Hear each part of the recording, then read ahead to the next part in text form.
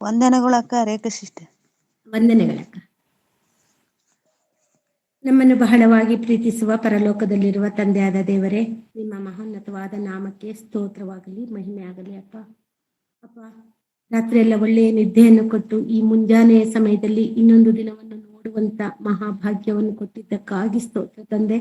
ಹೌದು ಸ್ವಾಮಿ, ಎಷ್ಟೋ ಜನರು ನಿದ್ದೆಯಿಂದ ಎಚ್ಚೆತ್ತಿಲ್ಲ ಕರ್ತನೆ, ಆದರೆ ನಮಗಾದರೂ ಇನ್ನೊಂದು ಅವಕಾಶವನ್ನು ಮಾಡಿಕೊಟ್ಟು ಈ ದಿನದಲ್ಲಿ ಈ ಸಮಯದಲ್ಲಿ ನಿನ್ನನ್ನು ಕಂಡುಕೊಳ್ಳಲು, ನಿನ್ನ ಮಾತುಗಳನ್ನು ಕೇಳಿ ನಿನ್ನಲ್ಲಿ ಸಂತೋಷಿಸುವಂತೆ ಮತ್ತು ನಮ್ಮ ಬದುಕನ್ನು ಬದಲಾಯಿಸಿಕೊಳ್ಳಲು ನೀನು ಕೊಟ್ಟಂತ ಈ ಕೃಪೆಗಾಗಿ ನಿನಗೆ ಸ್ತೋತ್ರ ಕರ್ತನೆ. ಹೌದು ಸ್ವಾಮಿ, ಪ್ರತಿನಿತ್ಯವೂ ಕರ್ತನೆ ನಿನ್ನ ಸನ್ನಿಧಾನದಲ್ಲಿ ಕಳೆಯುವಂತ ಸಮಯವು ಕರ್ತನೆ ಅದು ಶ್ರೇಷ್ಠವಾಗಿದ್ದು ಅಮೂಲ್ಯವಾಗಿದ್ದು ಕರ್ತನೆ. ಈ ಸಮಯಕ್ಕಾಗಿ ನಿನ್ನನ್ನು ವಂದಿಸುತ್ತಾ ಕೂಡಿ ಬಂದಿರುವ ನಿನ್ನ ಮಕ್ಕಳು ಕರ್ತನೆ ಆತುರದಿಂದ ಪ್ರತಿನಿತ್ಯವೂ ನಿನ್ನ ನಾಮವನ್ನು ಘನಪಡಿಸುವುದಕ್ಕಾಗಿ, ನಿನ್ನ ಮಾತುಗಳನ್ನು ಕೇಳಿ ಆನಂದಿಸುವುದಕ್ಕಾಗಿ ಮತ್ತು ಅದರ ಪ್ರಕಾರ ಜೀವಿಸುವುದಕ್ಕಾಗಿ ಪ್ರತಿನಿತ್ಯವೂ ಸೇರುತ್ತಿರುವ ನಿನ್ನ ಮಕ್ಕಳನ್ನು ನಿನ್ನ ಹಸ್ತಕ್ಕೆ ಒಪ್ಪಿಸುತ್ತಿದ್ದೇನಪ್ಪ. ಬರಬೇಕಾದವರು ಇನ್ನು ಯಾರಾದರೂ ಇದ್ದರೆ ಅವರು ಬಂದು ಆದಷ್ಟು ಬೇಗ ಸೇರುವಂತೆ ಸಹಾಯ ಮಾಡು ಅಪ್ಪ. ಅದೇ ರೀತಿಯಾಗಿ ವಿಶೇಷವಾಗಿ ಕರ್ತನೆ ಈ ಆತ್ಮ ಜ್ಞಾನಗಳನ್ನು ಕರ್ತನೆ ಪ್ರತಿನಿತ್ಯವೂ ಹಂಚಿಕೊಡುತ್ತಿರುವ ಎಲ್ಲ ದೇವಸೇವಕರನ್ನು ನೆನಪು ಮಾಡಿಕೊಳ್ಳುತ್ತೇನೆ ಕರ್ತನೆ. ಅದೇ ರೀತಿಯಾಗಿ ನಮಗೆ ಜ್ಞಾನವನ್ನು ಕಲಿಸಿಕೊಟ್ಟು ಭಕ್ತಿಯ ಮಾರ್ಗದಲ್ಲಿ ನಡೆಸುತ್ತಿರುವ ರಾಮೋನರನ್ನು ಮತ್ತು ಎಲ್ಲಾ ಸೇವಕರನ್ನು ನೆನಪು ಮಾಡಿಕೊಂಡು ಅಪ್ಪ ಅವರಿಗೆ ಕೃತಜ್ಞತೆಯನ್ನು ಹೇಳುತ್ತಾ, ತಂದೆಯಾದ ದೇವರೇ, ಈ ಸಂದರ್ಭದಲ್ಲಿ ವಾಕ್ಯವನ್ನು ಹಂಚಿಕೊಳ್ಳುವಾಗ ನನ್ನನ್ನು ಮರೆಮಾಚಿ ನೀವೇ ನಮ್ಮ ಸಂಗಡ ಇದ್ದು ಪವಿತ್ರಾತ್ಮನ ಸಹಾಯದಿಂದ ನಿನ್ನ ಮಕ್ಕಳಿಗೆ ಅರ್ಥವಾಗುವ ರೀತಿಯಿಂದ ವಾಕ್ಯವನ್ನು ಹೇಳುವಂತೆ ನನಗೆ ಪವಿತ್ರಾತ್ಮನ ಸಹಾಯವನ್ನು ಕೊಟ್ಟು ನಡೆಸು. ಅದೇ ರೀತಿ ನಿನ್ನ ಕೇಳುವ ನಿನ್ನ ಮಕ್ಕಳಿಗೂ ಸಾತ್ವಿಕ ಮನಸ್ಸನ್ನು, ವಿವೇಕ ಜ್ಞಾನವನ್ನು ಕೊಟ್ಟು ಅದನ್ನು ಅರ್ಥ ಮಾಡಿಕೊಳ್ಳಲು ಕೃಪೆಯನ್ನು ಕರುಣಿಸು ಎಂದು ಪ್ರಾರ್ಥಿಸುತ್ತಾ ಈ ಚಿಕ್ಕ ಪ್ರಾರ್ಥನೆಯನ್ನು ಪ್ರಭು ಯೇಸು ಕ್ರಿಸ್ತರ ನಾಮದಲ್ಲಿ ಬೇಡಿ ಬಂದಿರುವೆ ನನ್ನ ತಂದೆಯೇ, ಆಮೇನ್. ಮತ್ತೊಮ್ಮೆ ಎಲ್ಲರಿಗೂ ಯೇಸು ಕ್ರಿಸ್ತರ ನಾಮದಲ್ಲಿ ವಂದನೆಗಳನ್ನು ಸಲ್ಲಿಸುತ್ತಾ ಇವತ್ತು ನಾನು ಮಾತನಾಡ್ಬೇಕಂತ ಇರುವಂತ ವಿಷಯ ಭಾಗಕ್ಕೆ ಹೋಗೋಣ.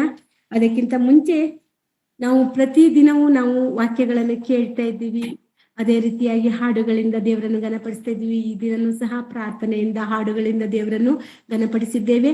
ಈಗ ವಾಕ್ಯ ಭಾಗದಲ್ಲಿ ನಾವು ಹೋಗುವಾಗ ಪ್ರತಿಯೊಂದು ವಿಷಯವನ್ನು ದೇವರು ನಮಗೆ ಮರೆಮಾಚದೆ ಪ್ರತಿನಿತ್ಯವೂ ನಮಗೆ ವಿಷಯಗಳನ್ನು ತಿಳಿಸ್ಕೊಡ್ತಾ ಇದ್ದಾರೆ. ಅಂದ್ರೆ ಅದು ದೇವರ ಕೃಪೆ, ದೇವರ ಪ್ರೀತಿ. ಅದನ್ನು ನೆನಪಿನಲ್ಲಿಟ್ಕೊಂಡು ದೇವರಿಗೆ ಕೃತಜ್ಞತೆ ಉಳ್ಳವರಾಗಿ ನಮ್ಮ ಜೀವಿತವನ್ನು ಬದಲಾಯಿಸಿಕೊಳ್ಳೋಣ.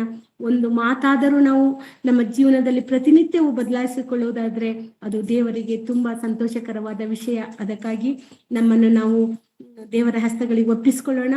ಅದೇ ರೀತಿಯಾಗಿ ಈ ದಿನ ನಾನು ಮಾತನಾಡುವಂತ ವಿಷಯ ಮಾನವನು ನಾಶವಾಗುವುದಕ್ಕೆ ಕಾರಣವಾದ ಸುಳ್ಳು. ಮಾನವನು ನಾಶವಾಗುವುದಕ್ಕೆ ಕಾರಣವಾದ ಸುಳ್ಳು. ಯಾಕೆ ಈ ವಿಷಯ ಬೇಕು ನಮಗೆ ಅಂತ ಅಂದ್ರೆ, ಸುಳ್ಳು ಆ ಒಂದು ಪದ ಎಷ್ಟು ಅಪಾಯಕರವಾಗಿದ್ದು, ಎಷ್ಟು ಮೋಸಕರವಾಗಿದ್ದು, ಎಷ್ಟು ಕ್ರೂರವಾಗಿದ್ದು ಅಂತ ಹೇಳಿದ್ರೆ ಅದು ನಾವು ಎಣಿಸ್ಲಿಕ್ಕೂ ಸಹ ಸಾಧ್ಯ ಇಲ್ಲ. ನಾವು ಅನ್ಕೊಂಬೋದು ಸುಳ್ಳು ಮಾಮೂಲಿ, ಪ್ರತಿನಿತ್ಯ ಎಷ್ಟೋ ಬಾರಿ ಸುಳ್ಳನ್ನು ಹೇಳ್ತಾ ಬದುಕ್ತಾ ಇರುವಂತ ನಮಗೆ ಆ ಸುಳ್ಳಿನ ಬಗ್ಗೆ ಏನಕ್ಕೆ ಬೇಕು ಅನ್ನುವಂತ ಆಲೋಚನೆ ಮನುಷ್ಯನಲ್ಲಿ ಇದೆ. ಆದ್ರೆ ಕ್ರೈಸ್ತರಾದ ನಮಗೆ ಆ ಆಲೋಚನೆ ಬರಲ್ಲ. ಯಾಕೆಂದ್ರೆ ಸುಳ್ಳು ಎಷ್ಟು ಅಪಾಯಕರ ಅಂತ ಹೇಳಿ, ಸುಳ್ಳು ಯಾರಿಂದ ಬರುತ್ತೆ ಅನ್ನೋದು ಅದು ನಮಗೆ ಸ್ಪಷ್ಟವಾಗಿ ಗೊತ್ತಿದೆ. ಯಾಕಂದ್ರೆ ಮನುಷ್ಯನಿಗೆ ಎಷ್ಟು ಯಾವ್ದಾದ್ರಿಂದ ಅಪಾಯಗಳು ಬರುತ್ತೆ, ನಾಶಗಳು ಬರುತ್ತೆ ಅನ್ನೋದು ನಮಗೆ ಗೊತ್ತಿದೆ. ನೋಡ್ಬೇಕು ಅಂತ ಹೇಳಿದ್ರೆ ಮನುಷ್ಯನಿಗೆ ನಾಶವಾಗ್ಲಿಕ್ಕೆ ಯಾವುದೇ ಯುದ್ಧಗಳು ಬೇಕಾಗಿಲ್ಲ. ಯಾವುದೇ ಒಂದು ಚಂಡಮಾರುತಗಳು ಆಗ್ಲಿ, ಬಿರುಗಾಳಿಗಳಾಗ್ಲಿ, ಸುನಾಮಿಗಳಾಗ್ಲಿ ಬಂದು ನಾಶ ಮಾಡ್ಬೇಕು ಅನ್ನೋ ಅವಶ್ಯಕತೆ ಇಲ್ಲ. ಯಾವುದೋ ಒಂಟು ರೋಗದಿಂದ ನಾಶ ಆಗ್ಬೇಕಂತ ಅವಶ್ಯಕತೆನೇ ಇಲ್ಲ. ಇವತ್ತಿನ ದಿನಗಳಲ್ಲಿ ಮನುಷ್ಯನನ್ನು ನಾಶ ಮಾಡೋದು ತನ್ನಿಂದ ತಾನೇ ನಾಶವಾಗ್ತಾ ಇದ್ದಾನೆ ಅನ್ನೋದನ್ನು ನಾವು ಸ್ಪಷ್ಟವಾಗಿ ನಾವು ಆಲೋಚನೆ ಮಾಡೋದ್ರಿಂದ ತಿಳಿದು ಬರುತ್ತೆ. ಅದು ಯಾವುದು ಅಂತ ಹೇಳಿದ್ರೆ, ಈ ಲೋಕದಲ್ಲಿ ದೇಹ ನಾಶವಾಗುವುದನ್ನು ನಾನು ಕುರಿತು ಹೇಳ್ತಾ ಇಲ್ಲ, ಆತ್ಮದ ವಿಷಯದಲ್ಲೇ ಮಾತಾಡ್ತಾ ಇದ್ದೀವಿ. ಆತ್ಮವನ್ನು ನಾಶ ಮಾಡುವಂಥದ್ದು ಯಾವುದು ಅಂತೇಳಿ ನಾವು ನೋಡುವಾಗ ಮೊಟ್ಟ ಮೊದಲಾಗಿ ನಮಗೆ ಕಂಡು ಬರೋದು ಸುಳ್ಳು ಎಂಬ ಪದ. ಯಾಕಂದ್ರೆ ಆ ಸುಳ್ಳಿನಿಂದ ನಾವು ಸೈತಾನಿಗೆ ಮಕ್ಕಳಾಗ್ತೀವಿ, ಅದು ನಮಗೆ ಗೊತ್ತಿರುವಂತ ವಿಷಯ.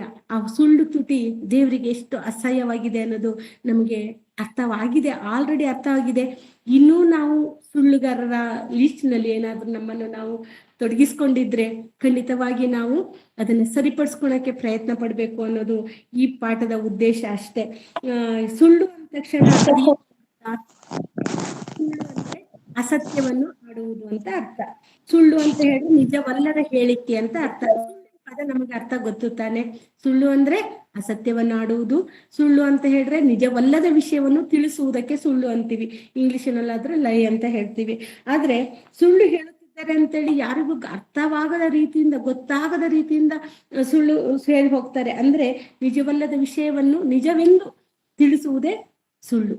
ನಿಜವಲ್ಲದ ವಿಷಯವನ್ನು ನಿಜವೆಂದು ತಿಳಿಸುವುದೇ ಸುಳ್ಳು. ಹಾಗಾದ್ರೆ ಆ ಸುಳ್ಳು ಎಷ್ಟು ಗಟ್ಟಿತನವನ್ನು ತೋರಿಸುತ್ತೆ ಅಂತ ಹೇಳಿದ್ರೆ, ನಮಗೆ ಹೇಳ್ತಾರೆ ಸತ್ಯದ ತಲೆ ಮೇಲೆ ಹೊಡೆದಂಗಿರುತ್ತೆ ಸುಳ್ಳು ಅಂತ ಹೇಳ್ತೀವಿ. ಆ ಸುಳ್ಳು ಎಷ್ಟು ನಮಗೆ ಮೋಸಕರವಾಗಿದ್ದು ಅನ್ನೋದು ನಾವು ಅರ್ಥ ಮಾಡ್ಕೊಬಹುದು. ಸತ್ಯದ ತಲೆ ಮೇಲೆ ಹೊಡೆದ ಹಾಗೆ ಇರುತ್ತೆ ಸುಳ್ಳು ಅಂತ ಹೇಳಿದ್ರೆ ಎಷ್ಟು ಯಥಾರ್ಥವಾಗಿ ಅಂದ್ರೆ ಏನು ಪ್ರಯಾಸ ಪಡದೆ ಸುಳ್ಳು ಮಾತುಗಳು ಬಾಯಿಂದ ಬರ್ತಾ ಇದ್ದಾವೆ. ನಮ್ಮ ಕ್ರೈಸ್ತ ಜೀವಿತವನ್ನು ನೋಡುವಾಗ ಸುಳ್ಳು ಬೋಧಕರ ಸಂಖ್ಯೆ ಜಾಸ್ತಿ ಆಗ್ತಾ ಇದೆ. ಅಂದ್ರೆ ಬೈಬಲಿಗೆ ವಿರೋಧವಾಗಿ ಮಾತಾಡೋದೆಲ್ಲ ಸುಳ್ಳೆ. ಅವರೆಲ್ಲ ಯಾರು? ಅಪವಾದಿಯ ಸಹಚರಗರು ಅಥವಾ ಅಪವಾದಿಯ ಏಜೆಂಟ್ಗಳಾಗಿರ್ತಾರೆ. ಹಂಗಾಗಿ ನಾವು ಸುಳ್ಳು ಅನ್ನೋ ಪದವನ್ನು ನಾವು ನೋಡುವಾಗ ಕ್ರೈಸ್ತರಾದ ನಮಗೆ ನಡುಕ ಬರಬೇಕು. ಯಾಕಂದ್ರೆ ಆ ಸುಳ್ಳು ತುಟಿಯಿಂದ ದೇವರಿಗೆ ಎಷ್ಟು ಅಸಹ್ಯವಾಗುತ್ತೆ ಅನ್ನೋದನ್ನು ನಾವು ಅರ್ಥ ಮಾಡ್ಬೇಕಂದ್ರೆ ಜ್ಞಾನೋಕ್ತಿ ಪುಸ್ತಕ 12ನೇ ಅಧ್ಯಾಯ 22ನೇ ವಾಕ್ಯವನ್ನು ಒಮ್ಮೆ ತೆಗ್ದು ನೋಡ್ರಿ. ಜ್ಞಾನೋಕ್ತಿ 12:22. ಸುಳ್ಳು ತುಟಿ ಯೆಹೋವನಿಗೆ ಹೇಸು, ಸತ್ಯವಂತರು ಆತನಿಗೆ ಲೇಸು. Thank you sister. ಸುಳ್ಳು ತುಟಿ ಯೆಹೋವನಿಗೆ ಹೇಸು. ಇಲ್ಲಿ ಸುಳ್ಳು ತುಟಿ ಯೆಹೋವನಿಗೆ ಹೇಸಿಗೆ ಅಂತೆ, ಅಸಹ್ಯವಾಗಿದ್ದು. ಹೇಸಿಗೆ ಅಂತ ಯಾವಾಗ ಹೇಳ್ತೀವಿ? ಹೇಸಿಗೆ ವಸ್ತುಗಳು ಅಂತೀವಿ, ಅಸಹ್ಯವಾಗಿದ್ದು ಅಂತೀವಿ, ಮಲಿನವಾಗಿದ್ದು ಅಂತೀವಿ. ಅದನ್ನ ನೋಡ್ರೆ ನಮಗೆ ಇಷ್ಟ ಇಲ್ಲ, ಅದರಿಂದ ನಾವು ದೂರ ಹೋಗುವಂಥದ್ದು. ಅಂದ್ರೆ ದೇವರು ನಾವು ಸುಳ್ಳಾಡುವಾಗ ನಮ್ಮಿಂದ ದೇವರು ದೂರ ಹೋಗ್ತಾನೆ ಅಂತ ಅರ್ಥ. ಅಂದ್ರೆ ಸುಳ್ಳು ತುಟಿ ಯೆಹೋವನಿಗೆ ಹೇಸು. ದೇವರಿಗೆ ನಾವು ಸುಳ್ಳಾಡುವುದು ಅಂದ್ರೆ ತುಂಬಾ ಅಸಹ್ಯ, ಹೇಸಿಕೆ ಪಡುವಂಥದ್ದು. ನಾವು ಗಲೀಜಿದ್ದಾಗ ನಾವು ಅಸಹ್ಯ ಪಟ್ಟು ದೂರ ಸರಿತೀವಲ್ಲ, ರೋಡಲ್ಲಿ ಹೋಗ್ತಾ ಇರುವಾಗ ಏನೋ ಗಲೀಜು ಕಾಲಡಿ ಇದೆ ಅಂದ್ರೆ ನಾವು ಅಲ್ಲಿಂದ ಕ್ರಾಸ್ ಮಾಡ್ಕೊಂಡು ಸೈಡಿಗೆ ಹೋಗ್ತೀವಿ. ಯಾಕೆ? ಅದನ್ನ ತುಳಿದ್ಬಿಟ್ರೆ ನಮಗೆ ಅಸಹ್ಯ, ಅದು ಸ್ಮೆಲ್ಲು ಅಸಹ್ಯ, ಅದು ತುಳಿದ್ಬಿಟ್ರೆ ನಾವು ಮೈಲಿಗೆ ಆದ ಹಾಗೆ ಅಂತ ಹೇಳಿ ನಾವು ಅನ್ಕೊಂತೀವಿ. ಅದೇ ರೀತಿಯಾಗಿ ತಂದೆಯಾದ ದೇವರಿಗೆ ನಮ್ಮ ಬಾಯಿಂದ ಹೊರಡುವಂತ ಸುಳ್ಳು ಮಾತುಗಳು ಅಥವಾ ನಮ್ಮ ತುಟಿ ತೆರೀಕು ಮುಂಚೆನೆ ನಾವು ಸುಳ್ಳನ್ನು ಆಲೋಚನೆ ಮಾಡ್ತಾ ಇದ್ದೀವಿ ಅಂದ್ರೆ ಅದು ದೇವರಿಗೆ ಅಸಹ್ಯವಾಗಿ ಕಾಣುತ್ತಂತೆ, ಹೇಸಿಗೆಯಾಗಿ ಕಾಣುತ್ತಂತೆ. ಆದ್ರೆ ಸತ್ಯವಂತನು ಆತನಿಗೆ ಲೇಸು. ಅಂದ್ರೆ ಸತ್ಯವನ್ನ ಆಡುವನ್ ಕಂಡ್ರೆ ಅವನಿಗೆ ತುಂಬಾ ಇಷ್ಟಕರವಾಗಿದ್ದು, ಅದು ಒಳ್ಳೆಯದು. ದೇವರ ಲೆಕ್ಕದಲ್ಲಿ ಸತ್ಯವನ್ನ ಆಡುವುದು ಒಳ್ಳೆಯದು, ಸುಳ್ಳು ಅಂದ್ರೆ ಅಸಹ್ಯಕರವಾಗಿದ್ದು ಅಂತ. ನಮಗೊಂದು ಗಾದೆ ಮಾತು ನೆನಪಿ ಬರುತ್ತೆ, ಸತ್ಯಕ್ಕೆ ಸಾವಿಲ್ಲ, ಸುಳ್ಳಿಗೆ ಸುಖವಿಲ್ಲ ಅಂತ ಹೇಳ್ತಾರೆ ಹಿರಿಯರು. ಹೌದಲ್ವಾ? ಸತ್ಯಕ್ಕೆ ಸಾವಿಲ್ಲ, ಸುಳ್ಳಿಗೆ ಸುಖವಿಲ್ಲ. ಒಂದಲ್ಲ ಒಂದಿನ ಸುಳ್ಳು ಹೇಳ್ದವನು ಅವನ ಬಾಯಿಂದ ನಿಜ ಬರ್ಲೇಬೇಕು. ಅಂದ್ರೆ ತಡ ಆಗ್ಬಹುದು, ಆದ್ರೆ ಸತ್ಯ ಯಾವತ್ತಿದ್ರು ಜಯ ಹೊಂದುತ್ತೆ. ಇನ್ನೊಂದು ವಾಕ್ಯವನ್ನು ತೆಗೆದು ನೋಡೋಣ. ಅದೇ ಜ್ಞಾನೋಕ್ತಿ ಪುಸ್ತಕದಲ್ಲಿ 12ನೇ ಅಧ್ಯಾಯ 19ನೇ ವಾಕ್ಯವನ್ನು ತೆಗೆದು ನೋಡ್ರಿ. 12:19. ಸತ್ಯದ ತುಟಿ ಶಾಶ್ವತ, ಸುಳ್ಳಿನ ನಾಲಿಗೆ ಕ್ಷಣಿಕ. Thank you. ಇಲ್ಲಿ ಸತ್ಯದ ತುಟಿ ಶಾಶ್ವತ. ಇಲ್ಲಿ ನಾನೇನಂದೆ? ಸತ್ಯಕ್ಕೆ ಸಾವಿಲ್ಲ ಅಂದ್ವಿ. ಅದೇ ರೀತಿಯಾಗಿ ಈ ಗಾದೆಗಳು ಹೇಗ್ ಬಂದು ಅಂದ್ರೆ, ಇಂಥ ಒಂದು ಹಿರಿಯರು ಈ ವಾಕ್ಯಗಳನ್ನೆಲ್ಲ ಯಾರೋ ಮೂಲಕವಾಗಿ ತಿಳ್ಕೊಂಡು ಈ ಮಾತುಗಳನ್ನ ಆಡಿರ್ತಾರೆ. ಸತ್ಯಕ್ಕೆ ಸಾವಿಲ್ಲ, ಸುಳ್ಳಿಗೆ ಸುಖವಿಲ್ಲ ಅಂದ ಹಾಗೆ ಸತ್ಯದ ತುಟಿ ಶಾಶ್ವತ, ಸುಳ್ಳು ನಾಲಿಗೆ ಕ್ಷಣಿಕ. ಸುಳ್ಳು ಆಡುವವ್ರ ನಾಲಿಗೆ ಕ್ಷಣಿಕವಾಗಿದ್ದದು, ಕ್ಷಣಿಕವಾಗಿ ಸುಳ್ಳು ಹೇಳ್ಬೋದು. ಯಾಕಂತ ಹೇಳಿದ್ರೆ ನಾವು ಆ ಸಂದರ್ಭವನ್ನು ತಪ್ಪಿಸಿಕೊಳ್ಳುವುದಕ್ಕೋಸ್ಕರ ಸುಳ್ಳು ಹೆಣೆಯುತ್ತಾರೆ. ಅದು ಒಂದು ಜೊತೆಗೆ ಒಂದು ಹೆಣ್ಕೊಂಡು ಉದ್ದವಾಗಿ ನಾವು ಮಾಡ್ಕೊಂಡು ಹೋಗ್ತೀವಿ. ಹಾಗಾಗಿ ಅದು ಸುಖವಿಲ್ಲದ ಬದುಕು. ಯಾವಾಗ ಬೇಕಾದ್ರೂ ಸತ್ಯ ಗೊತ್ತಾದಾಗ ಅವಮಾನಕ್ಕೆ ಈಡಾಗ್ತಾರೆ, ನಿಂದೆಗೆ ಗುರಿಯಾಗ್ತಾರೆ, ಶಿಕ್ಷೆಗೆ ಗುರಿಯಾಗ್ತಾರೆ. ಹಾಗಾಗಿ ಸುಳ್ಳನ್ನಾಡುವಾಗ ಎಚ್ಚರಿಕೆಯಿಂದ ಇರಬೇಕು. ಸುಳ್ಳು ಆಡ್ಲೇಬಾರ್ದು. ಸುಳ್ಳು ಆಲೋಚನೆ ಬಂದಾಗ ದೇವರೇ ಇದು ನಿನಗೆ ಇಷ್ಟವಿಲ್ಲದ್ದು, ನಾನು ಸತ್ಯವನ್ನೇ ಹೇಳ್ತೀನಿ. ಅಪಾಯ ಬಂದ್ರೂ ಪರವಾಗಿಲ್ಲ ಅಥವಾ ಆಪತ್ತು ಬಂದ್ರೂ ಪರವಾಗಿಲ್ಲ, ಆ ಕ್ಷಣದಲ್ಲಿ ನನಗೆ ಶಿಕ್ಷೆ ಆದ್ರೂ ಅಡ್ಡಿಲ್ಲ, ನನ್ನನ್ನು ಯಾರು ನಂಬದೆ ಹೋದ್ರೂ ಪರವಾಗಿಲ್ಲ, ನಾನು ಸತ್ಯವನ್ನೇ ಆಡ್ತೀನಿ ಅಂತೇಳಿ ನಾವು ಕ್ರೈಸ್ತರಾದ ನಾವು ಸತ್ಯಕ್ಕೆ ಮನ್ನಣೆಯನ್ನು ಕೊಡಬೇಕು. ಸುಳ್ಳು ಯಾವತ್ತಿದ್ರೂ ಅದು ಶಾಶ್ವತವಾಗಿದ್ದು ಸಾಧ್ಯನೇ ಇಲ್ಲ. ಒಂದು ಹೇಳ್ಬೇಕು ಅಂದ್ರೆ ಸುಳ್ಳಿಗೆ ಸತ್ಯಕ್ಕೆ ಸಾವಿಲ್ಲ, ಸುಳ್ಳಿಗೆ ಸುಖವಿಲ್ಲ. ಸುಳ್ಳಿನ ಹೊದಿಕೆಯ ಹೊದಿಕೆಯ ಮುಂದೊಂದು ದಿನ ತನ್ನ ವಿನಾಶಕ್ಕೆ ಕಾರಣ ಅಂತ ಹಿರಿಯರು ಹೇಳ್ತಾರೆ. ಅಂದ್ರೆ ಸುಳ್ಳಿನ ಹೊದಿಕೆಯನ್ನು ಹೊಚ್ಕೊಂಡಿರ್ತೀವಿ ಮೇಲ್ಗಡೆ ಅಷ್ಟೇ, ಅದು ಯಾವತ್ತಿದ್ರೂ ಕಳಚಿ ಬಿದ್ದೋಗುತ್ತೆ. ಆ ಸುಳ್ಳು ಕಳಚಿ ಬಿದ್ದಾಗ ಆತನು ಸತ್ಯವನ್ನು ಹೇಳ್ತಾ ಇದ್ರು ಆತನನ್ನು ಯಾರು ನಂಬಕ್ಕೆ ಇಷ್ಟಪಡಲ್ಲ.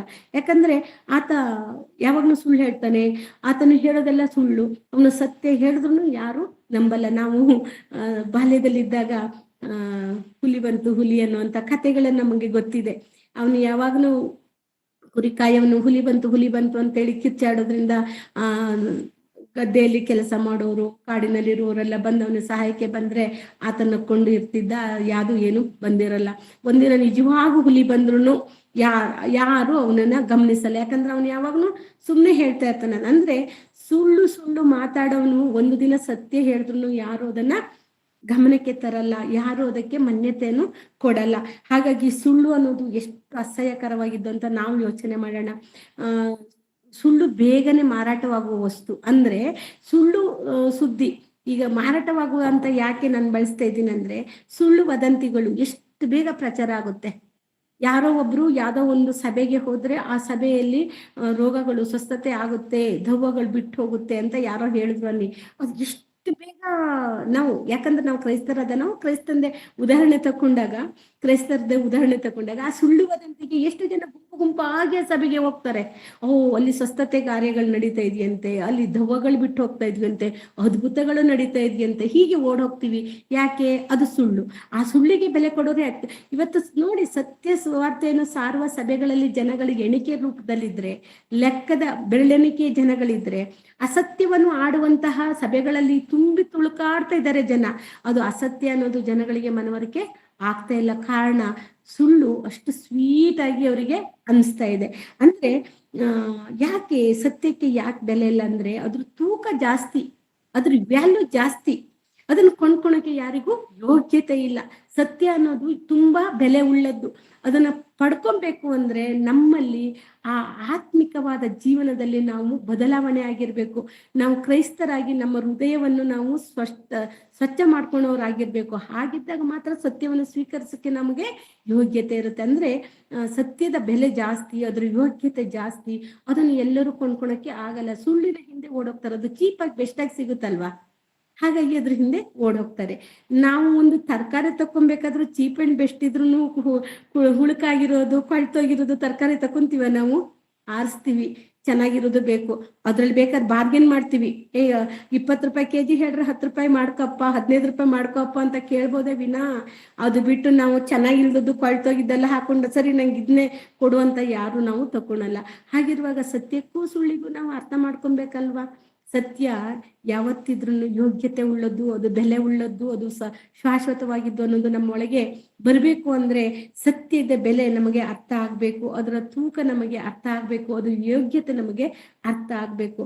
ನಗು ನೋಡಿ, ಇನ್ನೊಂದು ಗಾದೆ ಮಾತಲ್ಲಿ, ನಗುಗಿರುವ ಬೆಲೆ ನೋವಿಗಿಲ್ಲ, ಹಾಗೆಯೇ ಸುಳ್ಳಿಗೆ ಇರುವ ಬೆಲೆ ಸತ್ಯಕ್ಕಿಲ್ಲ, ಹಣಕ್ಕಿರುವ ಬೆಲೆಯು ಗುಣಕ್ಕಿಲ್ಲ. ಇದು ಒಂದು ಗಾದೆ ಮಾತು. ಏನು ಅಂದ್ರೆ, ನಗುವಿಗಿರುವ ಬೆಲೆ ನೋವಿಗಿಲ್ಲಂತೆ. ನಾವು ನಗ್ತಾ ಇರೋಷ್ಟೊತ್ತಿಗೆ ಅದಕ್ಕಿರೋ ಬೆಲೆ, ಅಳ್ತಾ ಇರೋಷ್ಟೊತ್ತಿಗೆ ಯಾರು ನಮ್ಮನ್ನ ಗಮನಿಸಲ್ಲ.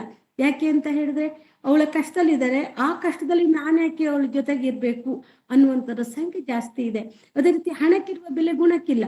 ಹಣ ಜಾಸ್ತಿ ಇದ್ದದ್ದು ಎಲ್ಲ ಗುಣಗಳು, ಅವರು ಕೆಟ್ಟ ಗುಣಗಳಿದ್ರು ಗೌಣ ಆಗುತ್ತೆ, ಮುಚ್ಚಾಕ್ತಾರೆ. ಅವ್ರ ಗುಣಗಳನ್ನ ನೋಡಲ್ಲ, ಹಣದ ಹಿಂದೆ ನೋಡ್ತಾರೆ. ಅವನಿಂದ ಏನಾದ್ರೂ ನಮ್ಗೆ ಸಹಾಯ ಆಗ್ಬೋದು, ಅವನು ಹಣವಂತ, ಅವನು ಗುಣವಂತ ಅನ್ನೋದು ಬೇಡ ಮನುಷ್ಯನಿಗೆ, ಅವನು ಹಣವಂತ. ಹಣದ ಹಿಂದೆ ಹೋಗೋರು ಜಾಸ್ತಿ, ಗುಣದ ಹಿಂದೆ ಹೋಗೋರು ಕಮ್ಮಿ. ಹಾಗಾಗಿ ಹಣಕ್ಕಿರುವ ಬೆಲೆ ಗುಣಕ್ಕಿಲ್ಲ, ಹಾಗೆಯೇ ಸುಳ್ಳಿಗಿರುವ ಬೆಲೆ ಸತ್ಯಕ್ಕಿಲ್ಲ. ಇವತ್ತು ಹಾಗೆ ಮಾಡ್ಕೊಂಡಿದ್ದಾರೆ ಪ್ರಪಂಚ ಜನ. ಸುಳ್ಳಿಗಿರುವ ಬೆಲೆ ಸತ್ಯಕ್ಕಿಲ್ಲ ಎಂದು ಅದನ್ನು ಮುದ್ರೆ ಹಾಕೊಂಡು ಕುತ್ಕೊಂಡಿದ್ದಾರೆ. ಎಷ್ಟೋ ಜನ ನನ್ನ ಜೊತೆ ಮಾತಾಡುವಂತ ನನ್ನ ಸಹೋದರಿಯರೇ ಹೇಳ್ತಾರೆ, ನಾನು ಇವಾಗ ಸತ್ಯ ಹೇಳೋದೇ ಬಿಟ್ಬಿಟ್ಟಿದ್ದೀನಿ ಅನ್ನುವಂಥ ಸಹೋದರಿಯರಿದ್ದಾರೆ. ಯಾಕೆ ಅಂದ್ರೆ, ಸತ್ಯ ಹೇಳಿದ್ರೆ ಯಾರು ನನ್ನನ್ನ ಗೌರವಿಸ್ತಾ ಇಲ್ಲ, ಸುಳ್ಳು ಹೇಳಿದ್ರೆ ನನ್ನನ್ನು ಇಷ್ಟಪಡ್ತಾರೆ.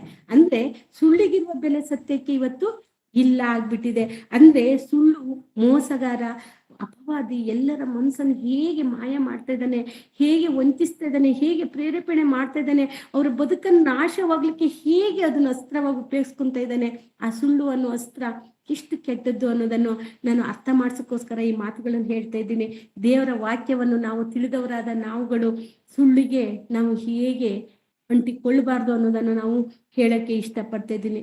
ಸಮಯ ಬರುವವರೆಗೆ ಮಾತ್ರ ಸುಳ್ಳಿಗೆ ಬೆಲೆ ಇರುತ್ತೆ ಅಷ್ಟೇ. ಒಂದು ಸಮಯ ಬಂತು ಅಂದ್ರೆ ಸುಳ್ಳಿಗೆ ಯಾವುದೇ ರೀತಿಯ ಬೆಲೆ ಇಲ್ಲ. ಯಾಕಂದ್ರೆ ನಮ್ದು ಒಂದೇ ಒಂದು ಸುಳ್ಳಿನಿಂದ ನಾವು ನಮ್ಮನ್ನ ನಾವು ಕೆಲವೊಮ್ಮೆ ಪ್ರತಿದಿನ ಸುಳ್ಳು ಹೇಳ್ತಾ ಇರ್ತಾರೆ, ಯಾವ್ದೋ ಒಂದು ಸುಳ್ಳು ಹೇಳ್ತಾ ಇದಾರೆ ಅಂದ್ರೆ ಅವ್ರು ಸತ್ಯ ಹೇಳಿದಾಗೂ ನಾವು ಸಂಶಯ ಪಡ್ತೀವಿ. ಇವನ್ ಹೇಳೋದು ಸತ್ಯನೋ ಸುಳ್ಳ ಯಾರಿಗ್ ಗೊತ್ತು, ಅವನ್ ಬಾಯಿ ಬಂದಾಗ್ದೆಲ್ಲ ಮಾತಾಡ್ತಾನೆ, ಅವನ್ ಮಾತು ಯಾರು ನಂಬೇಕು, ಈ ರೀತಿಯಂತ ಉದಾಸೀನತೆ ನಮ್ಮಲ್ಲಿ ಬರುತ್ತೆ. ಯಾಕಂತ ಹೇಳಿದ್ರೆ ಅವನು ಹೇಳ್ತಾ ಇರೋದು ಸುಳ್ಳು ಅಂತ ನಮಗೆ ರುಜುವಾತಾದಾಗ, ನಮಗೆ ಗೊತ್ತಿದ್ದಾಗ, ಒಂದು ಯಾವುದೋ ಸುಳ್ಳು ಹೇಳಿ ಅವನು ಅದು ಸುಳ್ಳು ಹೇಳಿದಾನೆ ಅನ್ನೋದು ರುಜುವಾತು ಆಯ್ತಾ ಅಂದ್ರೆ ಅವನ ಭಾಗ್ಯದಲ್ಲಿ ನಮಗೆ ಸಂಶಯಗಳು ಬರುತ್ತೆ. ಯಾಕಂದ್ರೆ ಆತನು ಸತ್ಯ ಹೇಳ್ತಾ ಇಲ್ಲ, ಅವನು ಸುಳ್ಳನ್ನು ಮಾತಾಡುವನು, ಸುಳ್ಳುಗಾರ ಅವನ ಸಂಗಡ ನನಗೇನು ಕೆಲಸ ಅನ್ನುವಂತ ಮನಸ್ಥಿತಿ ಜ್ಞಾನಿಗಳು ತಿಳ್ಕೊಂತಾರೆ. ಯಾರು ಸತ್ಯವನ್ನು ಪ್ರೀತಿಸುವಂತವ್ರು ತಿಳ್ಕೊಂತಾರೆ. ಆದ್ರೆ ಸುಳ್ಳುಗಾರ ಹಾಗಲ್ಲ, ಸುಳ್ಳನ್ನೇ ಹಣ್ಕೊಂಡು ಹೋಗಿ ಅವನ ಬಹಳನ್ನು ಹಾಳು ಮಾಡ್ಕೊಂತಾನೆ. ಸಮಯ ಬರುವವರೆಗೆ ಮಾತ್ರ ಸುಳ್ಳಿಗೆ ಒಂದು ಪ್ರಬಲ ಶಕ್ತಿ ಇರುತ್ತೆ, ಸುಳ್ಳಿನ ಮಾತುಗಳು ನಿಲ್ಲುತ್ತೆ. ನಾವು ಇವತ್ತು ನೋಡ್ಬೋದು ಜೈಲುಗಳಲ್ಲಿ ಕೈದಿಗಳಾಗಿ ಸೇರ್ಕೊಂಡಂತರು. ಅದು ಯಾವಾಗ ಸತ್ಯ ಹೊರಗಡೆ ಬೀಳುವವರೆಗೂ ಅವ್ರನ್ನ ಕೋರ್ಟ್ ಕಚೇರಿ ಅವ್ರನ್ನ ಕಾಪಾಡ್ತಾ ಇರ್ಬೋದು, ಸುಳ್ಳು ನ್ಯಾಯಾಧೀಶರ ಕಣ್ಣನ್ನು ತಪ್ಪಿಸ್ಕೊಂಡು ಓಡಾಡ್ತಾ ಇರಬಹುದು ಅಷ್ಟೇನೆ. ಆದ್ರೆ ಒಂದು ದಿನ ಸತ್ಯ ಹೊರಗಡೆ ಬಿದ್ದಾಗ ಅವರಿಗೆ ನ್ಯಾಯ ತೀರ್ಪು ಹಾಗೆ ಆಗುತ್ತೆ ತಾನೆ. ಅದು ಅವರ ತಲೆಯಲ್ಲಿ ಇರಲ್ಲ. ನನ್ನ ಹತ್ರ ಹಣ ಇದೆ, ನನಗೆ ಜನಬಲ ಇದೆ, ಹಣಬಲ ಇದೆ, ನಾನು ತಪ್ಸ್ಕೊಂಡು ಹೊರಗಡೆ ಬರ್ಬೋದಂತ ಸುಳ್ಳು ಸಾಕ್ಷಿಗಳನ್ನು ಕ್ರಿಯೇಟ್ ಮಾಡ್ತಾನೇ ಇರ್ತಾರೆ. ಆದ್ರೆ ಒಂದಲ್ಲ ಒಂದು ದಿನ ಸತ್ಯ ಬಂದಾಗ ಅವನು ಎಷ್ಟು ಅವಮಾನಕ್ಕೆ ಒಳಗಾಗ್ತಾನಂದ್ರೆ ಜನರ ಅವನನ್ನ ಚೀ ಅನ್ನುವರಿಗೆ ಲೆವೆಲ್ ಇವರಿಗೆ ಹೋಗ್ತಾನೆ. ಹಾಗಾಗಿ ಅದರ ಪ್ರಭಾವ ಕಮ್ಮಿ. ಆದ್ರೆ ಸತ್ಯ ಬಂದಾಗ ಸುಳ್ಳು ಸುಟ್ಟು ಹೋಗುವಂತ ಸಂದರ್ಭಗಳೇ ಜಾಸ್ತಿ ಇರುತ್ತೆ. ಹಾಗಾಗಿ ಸುಳ್ಳಿಗೆ ನಾವು ಯಾವತ್ತೂ ಸಹ ನಾವು ತಲೆ ಬಾಗಬಾರ್ದು. ಸುಳ್ಳು ಮಾತು ನಮ್ಮ ಹೃದಯದಲ್ಲಿ ಆಲೋಚನೆ ಬಂತು ಅಂದಾಗ ಅದನ್ನ ಅಲ್ಲೇ ಸಾಯಿಸ್ಬಿಡ್ಬೇಕು. ಸತ್ಯವನ್ನೇ ಹೇಳ್ಬೇಕು, ಎದೆಗಾರಿಕೆ ಇರಬೇಕು. ಸತ್ಯವನ್ನು ಹೇಳಿ ಸತ್ಯವನ್ನು ಒಪ್ಪಿಕೊಳ್ಳೋಕೆ ಎದೆಗಾರಿಕೆ ಬೇಕು. ಆ ಎದೆಗಾರಿಕೆ ದೇವರು ನಮಗೆ ಪವಿತ್ರಾತ್ಮನ ಸಹಾಯದಿಂದ ಕೊಡ್ತಾನೆ. ನಾವು ಯಾವಾಗ ಆತನಿಗೆ ಅರ್ಪಿಸಿಕೊಳ್ತೀವೋ, ನಮ್ಮ ಬದುಕನ್ನು ಅರ್ಪಿಸಿಕೊಟ್ಟು ನಮ್ಮ ಬದಲಾವಣೆಯನ್ನು ನಿರೀಕ್ಷಿಸ್ತೀವೋ, ಆಗ ದೇವರು ನಮಗೆ ಅದನ್ನು ಸಹಾಯ ಮಾಡಲು ಸಿದ್ಧ ಆಗಿರ್ತಾರೆ. ಯಾಕಂತ ಹೇಳಿದ್ರೆ ನಾವು ದೇವರ ಲೆಕ್ಕದಲ್ಲಿ ಅಮೂಲ್ಯರಾಗಿರ್ಬೇಕು, ಹೇಸಿಗೆಯಾದ ವಸ್ತುಗಳಾಗಿರ್ಬಾರ್ದು. ಅದಕ್ಕೋಸ್ಕರ ನಮ್ಮನ್ನು ನಾವು ಸರಿಯಾದ ರೀತಿಯಿಂದ ನಾವು ನೋಡ್ಕೊಳ್ಳೋಣ. ಯಾಕಂದ್ರೆ ಒಂದು ಸುಳ್ಳು ಹೇಳಿದ್ರೆ ಮತ್ತೆ ಆ ಸುಳ್ಳಿನ ಕಗ್ಗಟ್ಟಲ್ಲಯ್ಯ ಅಂದ್ರೆ ಆ ಬಂಧನದಲ್ಲಿ ಸಿಕ್ಕಾಕೊಂಡಿರ್ತಾನೆ ಅವನು. ಇನ್ನೊಬ್ರು ಯಾರು ಕೇಳಿದಾಗ ಸುಳ್ಳು ಮತ್ತೆ ಅದನ್ನ ಹೇಳಲಿಕ್ಕೆ ಆಗಲ್ಲ ಅವನಿಗೆ, ಮತ್ತೊಂದು ಹೊಸ ಸುಳ್ಳು ಕಥೆಗಳನ್ನು ಕಟ್ತಾ ಇರ್ತಾನೆ. ಹಾಗಾಗಿ ನಾವು ಸುಳ್ಳು ಅಂತ ಬಂದಾಗ ನಾವು ಎಚ್ಚರಿಕೆಯಿಂದ ಇರ್ಬೇಕು. ಆತನು ಬರೀ ಕತೆ ಹೇಳ್ಕೊಂಡು ಒಂದು ಜಡೆ ಹಾಕೊಂಡು ಹೋಗ್ತಾ ಇರ್ತಾನೆ, ಸರಿಪಳಿ ಮಾಡ್ತಾನೆ, ಚೈನ್ ರೀತಿಯಲ್ಲಿ ಬೆಳೆಸ್ಕೊಂಡು ಹೋಗ್ತಾ ಇರ್ತಾನೆ. ಹಾಗಾಗಿ ಅದು ಒಂದು ಕಗ್ಗಂಟು ಅಂದ್ರೆ ಬಿಚ್ಚಲಾರದಂತ ಗಂಟಿನ ಆಗಿರುತ್ತೆ. ಕೆಲವೊಂದು ಗಂಟು ಬಂದಾಗ ಇದೇನಪ್ಪ ಬ್ರಹ್ಮಗಂಟು ಕಗ್ಗಂಟು ಅಂತೆಲ್ಲ ಹೇಳ್ತೀವಿ, ಬಿಚ್ಚಕ್ಕಾಗಲ್ಲ ಗಂಟು ಹಾಕಿದಾಗ. ಆ ರೀತಿಯಲ್ಲಿ ಒಂದು ನಮ್ಮನ್ನು ಬಂಧಿಸ್ಬಿಡುತ್ತೆ. ಅದರಿಂದ ಹೊರಗಡೆ ಬರ್ಲಿಕ್ಕೆ ಆಗಲ್ದಂತ ಒಂದು ಕಷ್ಟದ ಸ್ಥಿತಿಗೆ ಆ ಸುಳ್ಳು ಎಂಬುದು ನಮ್ಮನ್ನು ತಂದೊಡ್ಡುತ್ತೆ. ಹಾಗಾಗಿ ನಾವು ಎಚ್ಚರಿಕೆಯಾಗಿರ್ಬೇಕು. ನಾವು ಸುಳ್ಳಿಗೆ ಬೆಲೆಯನ್ನು ಕೊಡೋರಾಗಿರ್ಬಾರ್ದು, ಸತ್ಯದ ಮೇಲೆ ನೆಲೆ ನಿಂತವರಾಗಿರ್ಬೇಕು. ರೋಮಾಪುರದವರಿಗೆ ಬರೆದ ಪತ್ರಿಕೆ 3ನೇ ಅಧ್ಯಾಯ 4ನೇ ವಾಕ್ಯವನ್ನು ಒಮ್ಮೆ ತೆಗೆದು ನೋಡೋಣ. ರೋಮಾಪುರದವರಿಗೆ ಬರೆದ ಪತ್ರಿಕೆ 3ನೇ ಅಧ್ಯಾಯ 4ನೇ ವಚನ.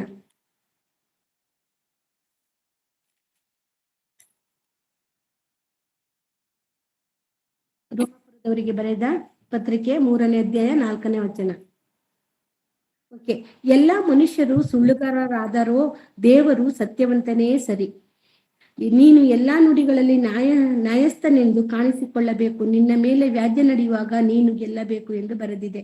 ಅಂದ್ರೆ ಇಲ್ಲಿ ಎಲ್ಲಾ ಮನುಷ್ಯರು ಸುಳ್ಳುಗಾರರಾದರೂ ದೇವರು ಸತ್ಯವಂತನೇ ಸರಿ.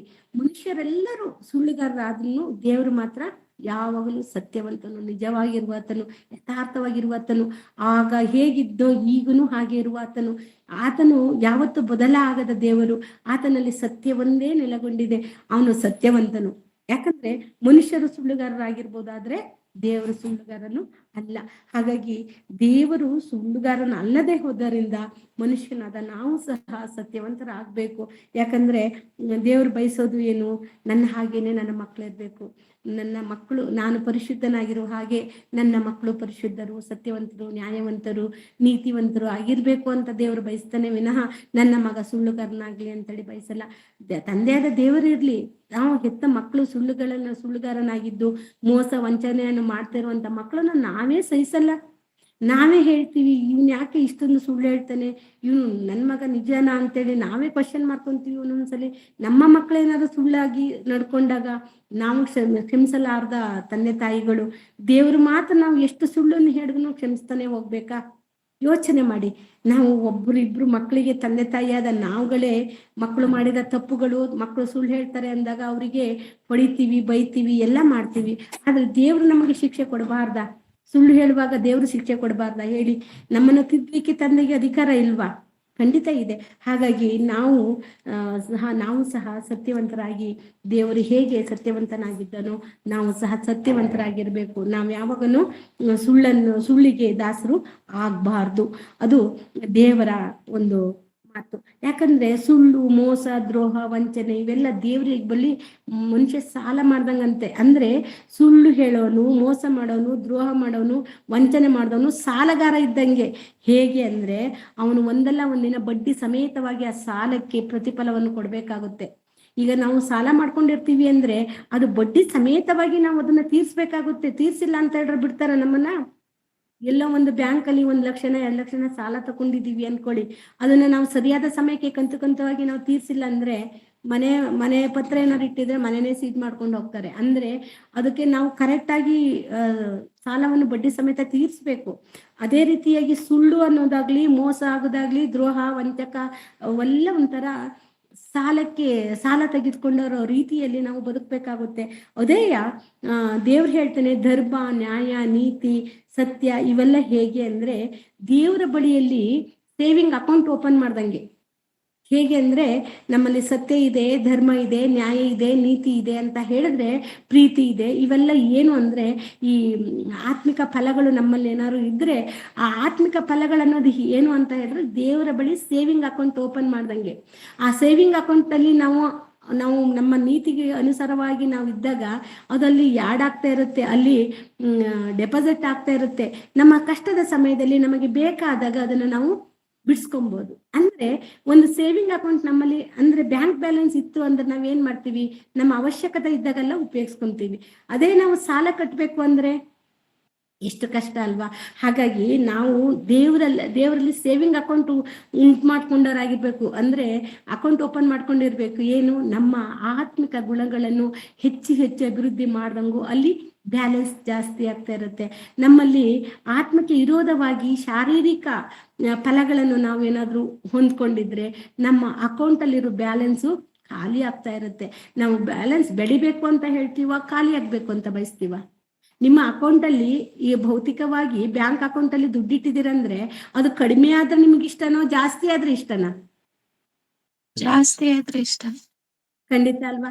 ನಮ್ಮ ಅಕೌಂಟ್ ಬೆಳಿಬೇಕು, ನಮ್ಮ ಅಕೌಂಟ್ ಅಲ್ಲಿ ಜಾಸ್ತಿ ಹಣ ಆಗ್ಬೇಕು, ನಮ್ಮ ಕಷ್ಟಕ್ಕೆ ಬೇಕು, ನಮ್ಮ ಮಕ್ಕಳು ಭವಿಷ್ಯಕ್ಕೆ ಬೇಕು, ಇದೆಲ್ಲ ನಾವು ಯೋಚನೆ ಮಾಡುವಂತ ನಾವು ಪರಲೋಕದ ತಂದೆಯಲ್ಲಿ ಅಕೌಂಟ್ ನಮ್ಗೆ ಇಟ್ಕೊಂಡಿದೀವಿ ಇಲ್ಲ ಅಂತ ಪರೀಕ್ಷೆ ಮಾಡ್ಬೇಕಲ್ವಾ ನಮ್ಮನ್ನ ನಾವು ಸುಳ್ಳುಗಾರರು, ಮೋಸಗಾರರು, ವಂಚನೆ ತುಟಿ ಉಳ್ಳವರಾಗಿದ್ರೆ ನಮ್ಮ ಅಕೌಂಟ್ ಹೇಗೆ ಅಭಿವೃದ್ಧಿ ಆಗ್ಲಿಕ್ಕೆ ಸಾಧ್ಯ?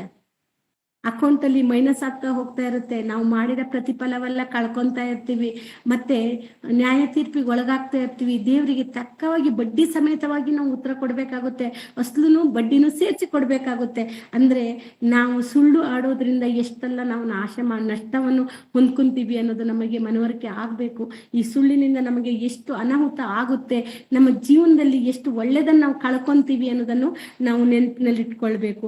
ಮತ್ತೆ ಇನ್ನು ಬರೆದ ಸುವಾರ್ತೆ 5ನೇ ಅಧ್ಯಾಯ 37ನೇ ವಾಕ್ಯನು ಒಮ್ಮೆ ತೆಗ್ದು ನೋಡ್ರಿ.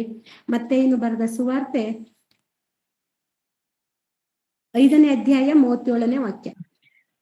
ನಿನ್ನ ತಲೆಯ ಮೇಲೆ ಕೂಡ ಆಣೆ ಇಡಬೇಡ, ನೀನು ಒಂದು ಕೂದಲನ್ನಾದರೂ ಬೆಳ್ಳಗೆ ಅಥವಾ ಕರ್ರಗೆ ಮಾಡಲಾರಿ. ಆದರೆ ನಿಮ್ಮ ಮಾತು ಹೌದಾದರೆ ಹೌದು, ಅಲ್ಲವಾದರೆ ಅಲ್ಲ ಎಂದಿರಲಿ. ಇದಕ್ಕಿಂತ ಹೆಚ್ಚಾದದ್ದು ಸೈತಾನನಿಂದ ಬಂದದ್ದು. ಸಾಕು. ಓಕೆ, ಇಲ್ಲಿ ನಾವು ಇದ್ದದ್ದು ಇದ್ದ ಹಾಗೆ ಹೇಳ್ಬೇಕು.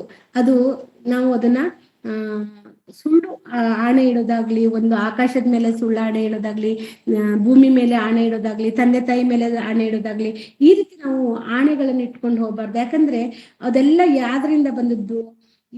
ಇದ್ದುದನ್ನು ಇದ್ದಂಗೆ ನೋಡಿ, ಇಲ್ಲಿ ಕೊನೆಯ ಲೈನನ್ನು ನೋಡಿ, ಹೌದೆಂದರೆ ಹೌದು, ಅಲ್ಲವಾದರೆ ಅಲ್ಲ ಎಂದಿರಲಿ. ಇದಕ್ಕಿಂತ ಹೆಚ್ಚಾದದ್ದು ಸೈತಾನನಿಂದ ಬಂದಿದ್ದು. ಹೌದಾದ್ರೆ ಹೌದು ಅನ್ಬೇಕು, ಇಲ್ಲ ಅಂದ್ರೆ ಇಲ್ಲ ಅನ್ಬೇಕಷ್ಟೇ. ನಾವು ಸತ್ಯವಾಗ್ಲು ನಿಜವಾಗ್ಲು ದೇವ್ರಾಣೆಯಾಗಿಯೂ ಒಂದೊಂದ್ಸಲಿ ನಾವು ಮಾತಾಡಾಗ ಅದನ್ನ ಬಳಕೆ ಮಾಡ್ತಾ ಇರ್ತೀವಿ. ದೇವ್ರಾಣೆಯಾಗಿಯೂ ಸತ್ಯ ಹೇಳ್ತಿದ್ದೀನಿ, ದೇವ್ರಾಣೆಯಾಗಿ ಇದು ಹೌದು, ಈ ರೀತಿ ದೇವ್ರಾಣೆ ಅಂತ ಉಪಯೋಗಿಸ್ತೀವಿ, ನನ್ನ ತಾಯಿ ಆಣೆ ಅಂತ ಉಪಯೋಗಿಸ್ತೀವಿ, ನನ್ನ ಆಣೆ ಅಂತ ಉಪಯೋಗಿಸ್ತೀವಿ. ಇವೆಲ್ಲ ಪದಗಳು ಅದು ಸೈತಾನ್ನಿಂದ ಬಂದಿರೋದು. ಹೌದಾದ್ರೆ ಹೌದು, ಇಲ್ಲ ಅಂದ್ರೆ ಇಲ್ಲ, ಅಷ್ಟಲ್ಲೇ ಇರ್ಬೇಕು. ಸುಳ್ಳು ಆಡಕ್ಕೆ ನಾವು ಹೇಗೆ ಪದ ಉಪಯೋಗಿಸ್ಕೊಂಡು ದೇವರ ನಾಮವನ್ನು ದೂಷಣೆ ಮಾಡ್ತೀವಿ ಅಂದ್ರೆ, ಹೌದಾದ್ರೆ ಹೌದು, ಇಲ್ಲ ಆದ್ರೆ ಇಲ್ಲ ಅಂದ್ರೆ ಮುಗ್ದೋಯ್ತು. ಅದು ಸತ್ಯವಾಗ್ಲು ನಿಜವಾಗಿಯೂ ನಾನು ನಿಜವನ್ನೇ ಹೇಳ್ತಾ ಇದ್ದೀನಿ, ದೇವ್ರಣೆ ಅಂತ ಹೇಳಿ ಯಾಕೆ ಹೇಳ್ಬೇಕು? ದೇವರಿಗೆ ಆಣೆ ಇಡಕ್ಕೆ ನಮ್ಮ ಯೋಗ್ಯತೆ ಇದೆಯೇ ನಮ್ಮ ಹತ್ರ? ದೇವರು ಅದನ್ನೇ 33ನೇ ವಾಕ್ಯದಿಂದ ನೀವು ಓದ್ತಾ ಇದ್ರೆ ಅದು ನಿಮ್ಗೆ ಗೊತ್ತಾಗುತ್ತೆ. ಯಾದ್ರ ಮೇಲೆ ಸಿಂಹಾಸನ ಅಂದ್ರೆ ದೇವರ ಸಿಂಹಾಸನ ಆಕಾಶ, ದೇವರ ಸಿಂಹಾಸನ ಭೂಮಿ, ದೇವರ ಪಾದಪೀಠ, ಅದ್ರ ಮೇಲೆ ನಾವು ಆಣೆ ಇಡಕ್ಕೆ ನಾವು ಯೋಗ್ಯರಲ್ಲ. ಅದು ಮತ್ತೆ ನನ್ನ ಮೇಲೆ, ನನ್ನ ತಲೆ ಮೇಲೆ ಇಟ್ಟು ತಲೆ ಮೇಲೆ ಕೈ ಇಟ್ಕೊಂಡು ಹೇಳು ಅಂತಾರೆ ಕೆಲವರು. ಏನಾದ್ರು ಹೇಳಾಗ ಅವ್ರು ನಂಬೇಕಂದ್ರೆ ನಿನ್ ತಲೆ ಮೇಲೆ ಕೈ ಇಟ್ಕೊಂಡು ಹೇಳು, ನಿಜವಾಗೂ ಹೇಳ್ತಾ ಇದ್ದೀಯಾ ಅಂತ ಹೇಳ್ತಾರೆ. ಯಾಕೆ? ನಿಮಗೆ ಆತ್ಮ ಅನ್ನೋದಿಲ್ವಾ? ಆತ್ಮ ಸಾಕ್ಷಿಯಾಗಿ ಮಾತಾಡಕ್ ಆಗಲ್ವಾ? ಯಾಕೆ ತಲೆ ಮೇಲೆ ಕೈ ಇಟ್ಟು ಹೇಳ್ಬೇಕು, ಇನ್ನೊಬ್ಬರ ಮೇಲೆ ಆಣೆ ಇಟ್ಟು ಹೇಳ್ಬೇಕು? ಹೌದಂದ್ರೆ ಹೌದು, ಇಲ್ಲ ಅಂದ್ರೆ ಇಲ್ಲ, ನಿಜ ಹೇಳ್ತಾ ಇದ್ದೀನಿ ಅಷ್ಟೇ, ಮುಗೀತು. ಅದನ್ನ ನಾವು ಕ್ಲಾರಿಟಿ ಕೊಡೋ ಅವಶ್ಯಕತೆ ಇಲ್ಲ. ಯಾಕಂದ್ರೆ ತಂದೆ ಅದನ್ನ ನೋಡ್ತಾ ಇದಾರಲ್ವಾ. ನಾವು ಸತ್ಯವಂತರು ಸುಳ್ಳಾಗಿ ಮಾತಾಡ್ತೀವಿ ಅನ್ನೋದು ದೇವರು ನೋಡ್ತಾ ಇದ್ದಾರೆ. ಈ ಮನುಷ್ಯರಿಗೆ ಅದು ಅರ್ಥ ಆಗದೆ ಇರಬಹುದು, ಮನುಷ್ಯರಿಗೆ ಹೆಚ್ಚು ಮಾತನ್ನು ಹೇಳ್ಬೇಕಾಗಿರ್ಬೋದು, ಆದ್ರೆ ದೇವರಿಗೆ ಅದು ಅಗತ್ಯ ಇಲ್ಲ. ನನ್ನ ಹೃದಯದಲ್ಲಿ ಆಲೋಚನೆ ಬರುವ ಮುನ್ನವೇ ಅದನ್ನ ಅರ್ಥ ಮಾಡ್ಕೊಳ್ಳುವಂತ ದೇವರು, ನಾನು ಸತ್ಯ ಹೇಳ್ತಾ ಇದ್ದೀನ, ನನ್ನ ತುಟಿಯಿಂದ ಅನ್ಯಾಯ ಹೇಳ್ತಾ ಇದ್ದೀನ, ಮೋಸ ಮಾಡ್ತಾ ಇದ್ದೀನ ಅನ್ನೋದು ದೇವ್ರ ಆಲೋಚನೆ ಮಾಡ್ತಾನಲ್ಲ. ಹಾಗಾಗಿ ದೇವ್ರು ಮೆಚ್ಚಿಸುವಂತೆ ನಾವು ನಡ್ಕೊಬೇಕೇ ವಿನಃ ಮನುಷ್ಯರ ಮೆಚ್ಚಿಸೋಕೆ, ಮನುಷ್ಯರಿಂದ ನಾವೇನೋ ಒಂದು ಒಳ್ಳೆ ಗೌರವವನ್ನು ತಗೊಬೇಕು, ಅವರಿಂದ ಏನೋ ಉಪಕಾರವನ್ನು ಬಯಸ್ಬೇಕು ಅನ್ನೋಂಥ ಆಲೋಚನೆ ಮನುಷ್ಯನಿಗೆ ಇರಬಾರ್ದು. ಹೌದಂದ್ರೆ ಹೌದು, ಇಲ್ಲ ಅಂದ್ರೆ ಇಲ್ಲ, ಅಷ್ಟೇ. ಅದಕ್ಕಿಂತ ಹೆಚ್ಚಾಗಿ ಏನಾರು ಬಂತಂದ್ರೆ ಅದು ಸೈತಾನಿಂದ ಬಂದಂತ ಮಾತುಗಳಾಗಿರುತ್ತೆ. ಸೈತಾನಿಂದ ಬಂದ ಮಾತುಗಳಾದ್ರೆ ನಾವು ಯಾರಿಗೆ ದಾಸರಾಗ್ತಾ ಇದ್ದೀವಿ ಅಂದ್ರೆ ಸೈತಾನಿಗೆ ಒಳಗಾಗ್ತಾ ಇದ್ದೀವಿ, ಅಪವಾದಿಗೆ ಒಳಗಾಗ್ತಾ ಇದ್ದೀವಿ. ಈ ದಿನಮಾನಗಳಲ್ಲಿ ನಾವು ಗೊತ್ತಿಲ್ಲದ ಹಾಗೆ ಅಪಾದಿಯ ಹತ್ರ ಸಿಕ್ಕಾಕೊಂತ ಇದ್ದೀವಿ. ಅವನ ಕೈಗೆ ಒಮ್ಮೆ ನಾವು ಸಿಕ್ಕೊಂಡ್ರೆ ಅವನಿಗೆ ಹೇಗ್ ಬೇಕು ಹಾಗೆ ನಮ್ಮನ್ನ ಬುಗ್ರಿ ತರ, ನಾವು ಬುಗ್ರಿ ಬಿಡ್ತಿದ್ದಲ್ಲ ಸಣ್ಣ ಮಕ್ಕಳಲ್ಲಿದ್ದಾಗ ಬುಗ್ರಿ ಆಟ ಆಡ್ತಿದ್ವಿ. ಆ ಬುಗ್ರಿ ಬಿಟ್ಟಾಗ ಅದು ಹೇಗೆ ರೌಂಡ್ ಹೊಡಿತಾ ಇರುತ್ತೆ, ನಮ್ಮ ಕೈ ಮೇಲೆಲ್ಲ ಇಟ್ಕೊಂತ ಇರ್ತೀವಿ ದಾರದಿಂದ ಎತ್ತಿ, ಅದು ಹೇಗ್ ಬೇಕು ಹಾಗೆ ತಿರುಗ್ತಾ ಇರುತ್ತಲ್ವಾ. ಆ ತರ ನಮ್ಮನ್ನ ಈ ಸೈತಾನನು ನಮ್ಮನ್ನ ತಿರ್ಗಿಸ್ತಾನಂತೆ. ಅವನಿಗೆ ಹೇಗ್ ಬೇಕು ಹಾಗೆ ಅವನು ತಿರ್ಸ್ಕೊಂತಾನೆ. ಒಂದು ಸುಳ್ಳು ನಮ್ಮಲ್ಲಿ ಇಟ್ಟು, ಒಂದು ಸುಳ್ಳು ನಾಲಿಗೆ ನಮ್ಮಲ್ಲಿದೆ, ಸುಳ್ಳು ತುಟಿ ನಮ್ಮಲ್ಲಿದೆ ಅಂದ್ರೆ ಆ ಸುಳ್ಳನ್ನೇ ಅವನು ಅಸ್ಥಿವಾರವನ್ನು ಹಾಕೊಂತಾನಂತೆ, ಅದನ್ನೇ ಬಂಡವಾಳವಾಗಿ ಇಟ್ಕೊಂತಾನಂತೆ. ಹಾಗಾಗಿ ನಾವು ಎಷ್ಟು ಜಾಗೃತೆವಾಗಿರ್ಬೇಕು. ಒಂದು ಮಾತಾಡುವ ಮುಂಚೆ ನಾವು ಜಾಗೃತೆಯಾಗಿರ್ಬೇಕು. ನಮ್ಮ ಬಾಯಿಂದ ತುಟಿಯಿಂದ ಸುಳ್ಳು ಹೊರಡ್ತಾ ಇದೆ ಅಂದಾಗ ನಾವು ಜಾಗೃತರಾಗಿರ್ಬೇಕು. ಇಲ್ಲ ಅಂದ್ರೆ ನಮ್ಮನ್ನು ಸೈತಾನನು, ಅಪವಾದಿಯು ಅವನಿಗೆ ಬೇಕಾದ ಹಾಗೆ ಅವನು ಗಾಳವಾಗಿ ಉಪಯೋಗಿಸ್ಕೊಂತಾನೆ. ಹಾಗಾಗಿ ನಾವು ಎಚ್ಚರಿಕೆಯಿಂದ ಇರ್ಬೇಕು ಪ್ರಿಯರೇ. ಅದೇ ರೀತಿಯಾಗಿ 1 ಪೇತ್ರನು ಬರೆದ ಪತ್ರಿಕೆ 1:16 ನಾನು ತೆಗೆದು ಓದೋದು ಬೇಡ, ನಾನು ಪರಿಶುದ್ಧನಾದ್ದರಿಂದ ನೀವು ಪರಿಶುದ್ಧರಾಗಿರ್ಬೇಕು. ಯಾಕಂದ್ರೆ ಇದೆಲ್ಲರಿಗೂ ವಾಕ್ಯ ಗೊತ್ತಿರುವುದೇ. ದೇವರು ಪರಿಶುದ್ಧನಾಗಿದ್ದಾನೆ, ನಾವು ಸಹ ಪರಿಶುದ್ಧರಾಗಿರ್ಬೇಕು ಅಂತ ದೇವರು ಬಯಸ್ತಾ ಇದ್ದಾನೆ. ಹಾಗಾಗಿ ನಾವು ಎಲ್ಲಾ ಸಮಯದಲ್ಲೂ ದೇವರಿಗೆ ಮೆಚ್ಚುಗೆಯಾಗಿ ನಡಿಲಿಕ್ಕೆ ಕಷ್ಟ ಪಡ್ಬೇಕಾಗುತ್ತೆ. ವಿಮೋಚನ ಕಾಂಡ 20ನೇ ಅಧ್ಯಾಯ 16ನೇ ವಾಕ್ಯವನ್ನು ಒಮ್ಮೆ ತೆಗೆದು ನೋಡ್ರಿ. ವಿಮೋಚನೆ ಕಾಂಡ 20ನೇ ಅಧ್ಯಾಯ 16ನೇ ವಾಕ್ಯ. ಮತ್ತೊಬ್ಬನ ಮೇಲೆ ಸುಳ್ಳು ಸಾಕ್ಷಿ ಹೇಳಬಾರದು, ಮತ್ತೊಬ್ಬನ ಮನೆಯನ್ನು ಆಶಿಸಬಾರದು. ಸಿಸ್ಟರ್, ಇಲ್ಲಿ ದೇವರು ಮೋಶೆಯ ಮೂಲಕವಾಗಿ ದಸಾಜ್ಞೆಗಳನ್ನು ಬರೆಸುವಾಗ, ದಸಾಜ್ಞೆಯನ್ನು ಬರೆಸಿಕೊಡುವಾಗ ಸಹ ಆ ದಸಾಜ್ಞೆಯಲ್ಲೂ ಸಹ ದೇವರು ಈ ಸುಳ್ಳಿನ ಬಗ್ಗೆ ಮಾತಾಡಿದ್ದಾರೆ ಅಂದ್ರೆ ಅದು ಎಷ್ಟು ಇಂಪಾರ್ಟೆಂಟ್ ಅಂತ ಹೇಳಿ ನಾವು ಯೋಚನೆ ಮಾಡೋಣ. ಅದನ್ನ ಎಷ್ಟು ನಾವು ಅದಕ್ಕೆ ವಿಧೇಯರಾಗಬೇಕು, ನಾವು ಸುಳ್ಳನ್ನು ಆಡದ ಹಾಗೆ ನಮ್ಮನ್ನು ನಾವು ಹೇಗೆ ದೇವರ ಮಾತಿಗೆ ವಿಧೇಯರಾಗಬೇಕು ಅನ್ನೋದನ್ನು ಈ ದಶಾಜ್ಞೆಗಳು, ಸ್ಟಾರ್ಟಿಂಗ್ ಅಲ್ಲಿ ಬರ್ಕೊಟ್ಟ ಆಜ್ಞೆಗಳು, ಅದು ಇಸ್ರೇಲರಿಗೆ ಕೊಟ್ಟಿದ್ದ ಆಜ್ಞೆಗಳೇ ಆಗಿರ್ಬೋದು, ಆದ್ರೆ ಅದು ಯೇಸು ಸ್ವಾಮಿ ಹೇಳ್ತಾರೆ, ನೀನು ಎಲ್ಲ ಆಜ್ಞೆಗಳನ್ನು ನೆರವೇರಿಸ್ಕೊಂಡು ಬಾ ಅಂತ. ಆದ್ರೆ ಹೊಸ ಒಡಂಬಡಿಕೆ ಬಂದಾಗ ಇನ್ನೆರಡು, ಇದೆಲ್ಲವನ್ನು ಅವ್ರು ಏನ್ 10 ಆಜ್ಞೆಗಳು ಕೊಟ್ಟಿದ್ದಾರೋ ಆ 10 ಆಜ್ಞೆಗಳು ಕೇವಲ 2 ಆಜ್ಞೆಗಳಲ್ಲಿ ಅದು ಮುಕ್ತಾಯ ಆಗುತ್ತೆ. ಅಂದ್ರೆ ನೋಡಿ, ನರಹತ್ಯೆ ಮಾಡಬಾರ್ದು, ವ್ಯಭಿಚಾರ ಮಾಡಬಾರ್ದು, ಕದಿಯಬಾರ್ದು ಅಂತ ಹೇಳುದ್ರ ಲಿಸ್ಟಲ್ಲೇ ಸುಳ್ಳು ಸಾಕ್ಷಿಯನ್ನು ಹೇಳಬಾರದು. ಅಂದ್ರೆ ಸುಳ್ಳು ಅನ್ನೋದು ದೇವರಿಗೆ ಇಷ್ಟ ಇಲ್ಲ, ಸುಳ್ಳನ್ನು ಆಡುವುದು ದೇವರಿಗೆ ಇಷ್ಟ ಇಲ್ಲ ಅಂತ ಹೇಳಿ ಸಾಬೀತು ಮಾಡಿದ್ದಾರೆ. ಅದನ್ನ ಯೇಸು ಸ್ವಾಮಿ ಸಹ ಅದನ್ನ ನೆನ್ಪು ಮಾಡ್ಕೊಂತಾರೆ. ಮತ್ತೆ ಬರೆದ ಸುವಾರ್ತೆಯಲ್ಲಿ 19ನೇ ಅಧ್ಯಾಯದಲ್ಲಿ 18ನೇ ವಾಕ್ಯದಲ್ಲಿ ಯೇಸು ಸ್ವಾಮಿ ಸಹ ಅದನ್ನ ನೆನ್ಪು ಮಾಡ್ಕೊಂತಾರೆ. ಅದನ್ನ ಒಂದು ಮಾತನ್ನ ನೋಡೋಣ. ಇಲ್ಲಿ ನಾವು 16ನೇ ವಾಕ್ಯದಿಂದ ಓದಿ. ಮತ್ತೇನು ಬರೆದ ಸುವಾರ್ತೆ 19ನೇ ಅಧ್ಯಾಯ 16ನೇ ವಾಕ್ಯದಿಂದ ಓದೋಣ. ಆಗ ಒಬ್ಬನು ಬಂದು ಆತನನ್ನು, ಬೋಧಕನೇ, ನಾನು ನಿತ್ಯ ಜೀವವನ್ನು ಪಡೆಯಬೇಕಾದರೆ ಏನು ಒಳ್ಳೆ ಕಾರ್ಯವನ್ನು ಮಾಡಬೇಕೆ ಎಂದು ಕೇಳಲಾಗಿ, ಆತನು ಅವನಿಗೆ, ಒಳ್ಳೆಯದನ್ನು ಕುರಿತು ನನ್ನನ್ನು ಯಾಕೆ ಕೇಳುತ್ತಿ? ಒಳ್ಳೆಯವನು ಒಬ್ಬನೇ. ಆದರೆ ಆ ಜೀವದಲ್ಲಿ ಸೇರಬೇಕೆಂದಿದ್ದರೆ ದೇವರ ಆಜ್ಞೆಗಳಿಗೆ ಸರಿಯಾಗಿ ನಡೆದುಕೋ ಎಂದು ಹೇಳಿದ್ದಕ್ಕೆ ಅವನು, ಅವು ಯಾವುವು ಎಂದು ಕೇಳಲು ಏಸು, ನರಹತ್ಯ ಮಾಡಬಾರದು, ವ್ಯಭಿಚಾರ ಮಾಡಬಾರದು, ಕದಿಯಬಾರದು, ಸುಳ್ಳು ಸಾಕ್ಷಿ ಹೇಳಬಾರದು, ನಿನ್ನ ತಂದೆ ತಾಯಿಗಳನ್ನು ಸನ್ಮಾನಿಸಬೇಕು ಮತ್ತು ನಿನ್ನ ಹಾಗೆಯೇ ನಿನ್ನ ನೆರೆಯವನನ್ನು ಪ್ರೀತಿ ಮಾಡಬೇಕು ಎಂಬಿವುಗಳೇ ಅಂದನು. ಸಾಕು ಸಿಸ್ಟರ್. ಇಲ್ಲಿ ಯೇಸು ಸ್ವಾಮಿ ಈ ಮಾತನ್ನು ನೆನ್ಪು ಮಾಡ್ಕೊತಾರೆ, ದಸಾಜ್ಞೆಗಳನ್ನು ನೆನ್ಪು ಮಾಡ್ಕೊಂತಾರೆ. ಒಬ್ಬ ಬಂದು ನಾನು ನಿತ್ಯ ಜೀವಕ್ಕೆ ಸೇರ್ಬೇಕಂದ್ರೆ ಏನ್ ಮಾಡ್ಬೇಕು ಅಂತ ಕೇಳಿದಾಗ, ನಿನ್ನ ದೇವರು ಕೊಟ್ಟಂತ ಆಜ್ಞೆಗಳನ್ನು ಕೈಗೊಂಡು ನಡಿ ಅಂತ ಹೇಳಿ ಆ ದಸಾಜ್ಞೆಗಳನ್ನು ನೆನಪು ಮಾಡ್ತಾರೆ. ಅದರಲ್ಲಿ ಸುಳ್ಳು ಸಾಕ್ಷಿಯೂ ಸಹ ಇದೆ. ಆ ಸುಳ್ಳು ಸಾಕ್ಷಿಯನ್ನು ನೀನ್ ಹೇಳ್ಬಾರ್ದು ಅನ್ನೋದನ್ನು ದೇವರು ಯೇಸು ಸ್ವಾಮಿ ಅವರು ನೆನ್ಪು ಮಾಡ್ಕೊಂತಾರೆ. ಯಾಕೆ ಅಂತ ಹೇಳಿದ್ರೆ, ದಸ ಆಜ್ಞೆಗಳನ್ನು ನಾವು ಕೈಗೊಂಡು, ಅಂದ್ರೆ ದೇವರ ಮಾತುಗಳು, ದಸಾಜ್ಞೆಗಳು ಮಾತ್ರ ಅಲ್ಲ, ದೇವರ ಮಾತುಗಳನ್ನು ಎಲ್ಲವನ್ನು ನಾವು ಕೈಗೊಂಡು ನಡಿಬೇಕು. ದೇವರ ಮಾತುಗಳನ್ನು ಕೇಳುವುದು ತುಂಬಾ ಮುಖ್ಯವಾಗಿದ್ದು ಅನ್ನೋದನ್ನು ಯೇಸು ಸ್ವಾಮಿ ನೆನ್ಪು ಮಾಡ್ತಾರೆ. ಇದೆಲ್ಲ ಮಾಡಿದ್ರೆ ಮಾತ್ರನೇ ನಾವು ದೇವರ ರಾಜ್ಯವನ್ನು ಸೇರ್ಲಿಕ್ಕೆ ಸಾಧ್ಯವಾಗುವುದು. ಇದನ್ನೆಲ್ಲ ಬಿಡದೆ ಹೋದ್ರೆ ನಾವು ದೇವರ ರಾಜ್ಯವನ್ನು ಸೇರ್ಲಿಕ್ಕೆ ಸಾಧ್ಯ ಇಲ್ಲ ಅನ್ನೋ ಸತ್ಯವನ್ನು ಸಹ ಯೇಸು ಸ್ವಾಮಿಯವರು ಮತ್ತೆ ನೆನ್ಪು ಮಾಡ್ತಾ ಇದ್ದಾರಲ್ವಾ. ಅದೇ ರೀತಿ ನಾವು ಒಂದು ಸಂದರ್ಭ ಗೊತ್ತು ನಮಗೆ, ಎಲೀಷಾ ಮತ್ತು ಗೆಹಜಿ ಅವರ ಸಂದರ್ಭ ಗೊತ್ತು. ಎಲೀಷನು ಎಂತ ದೊಡ್ಡ ಆತ್ಮಜ್ಞಾನಿ ಅಂದ್ರೆ, ಆತನಿಗೆ ಎಲಿಯನ 2ರಷ್ಟು ಆತ್ಮವನ್ನು ದೇವರು ಅವರ ಮೇಲೆ ಸುರಿಸಿರ್ತಾರೆ. ಎಲಿಯ ದೊಡ್ಡ ಪ್ರವಾದಿ, ಎಲಿಯಕ್ಕಿಂತ 2ರಷ್ಟು ಆತ್ಮ ಯಾರಿಗೆ ಬಂದಿರುತ್ತಂದ್ರೆ ಎಲೀಸನಿಗೆ ಬಂದಿರುತ್ತೆ. ಆ ಎಲೀಸನ ಜೊತೆ ಸೇವಕನಾಗಿ ಕೆಲಸ ಮಾಡುವಂತ ಗೆಹಜಿಗೆ ಅದು ಗೊತ್ತಿರಲ್ವಾ? ಅಂದ್ರೆ ಗೊತ್ತಿರುತ್ತೆ. ನನ್ನ ಅರಸು ಅಂದ್ರೆ ಆತನಿಗೆ ಗುರುವಾಗಿರುವಂತ ಎಲೀಸನು ಎಂತ ದೊಡ್ಡ ಪ್ರವಾದಿ, ಆತನಿಗೆ ಎಷ್ಟು ಆತ್ಮಜ್ಞಾನ ಇದೆ ಅನ್ನೋದು ಅವನಿಗೆ ಗೊತ್ತಿರುತ್ತಾನೆ. ಅವನ ಮನೋನೇತ್ರಗಳು ಏನು ಎಂಬುದು ಅವರಿಗೆ ಗೊತ್ತಿರುತ್ತೆ. ಆದ್ರೂ ಸಹ ಗೆಹಜಿ ಒಮ್ಮೆ ಸುಳ್ಳು ಹೇಳ್ತಾನೆ. ಅದು ನಮಗೆಲ್ಲರಿಗೂ ಸ್ಟೋರಿ ಗೊತ್ತಿರೋದ್ರಿಂದ, ಅದರ ವಿಶ್ಲೇಷಣೆ ಗೊತ್ತಿರೋದ್ರಿಂದ ನಾನು ಸ್ಪಷ್ಟವಾಗಿ ಹೇಳಕ್ಕೆ ಪ್ರಯತ್ನಿಸ್ತಾ ಇದ್ದೀನಿ. ಆತಗೆ ಗೊತ್ತಿದ್ರು ಆತ ಸುಳ್ಳು ಹೇಳ್ತಾನೆ. ಅದು ನೀವು ನೋಡ್ಬೇಕು ಅಂದ್ರೆ 2 ಅರಸು 5ನೇ ಅಧ್ಯಾಯದಲ್ಲಿ 25, 26, 27 3 ವಾಕ್ಯವನ್ನು ನೋಡಿ ನಿಮಗೆ ಅರ್ಥ ಆಗುತ್ತೆ. 2 ಅರಸು 5ನೇ ಅಧ್ಯಾಯ 25ರಿಂದ 27.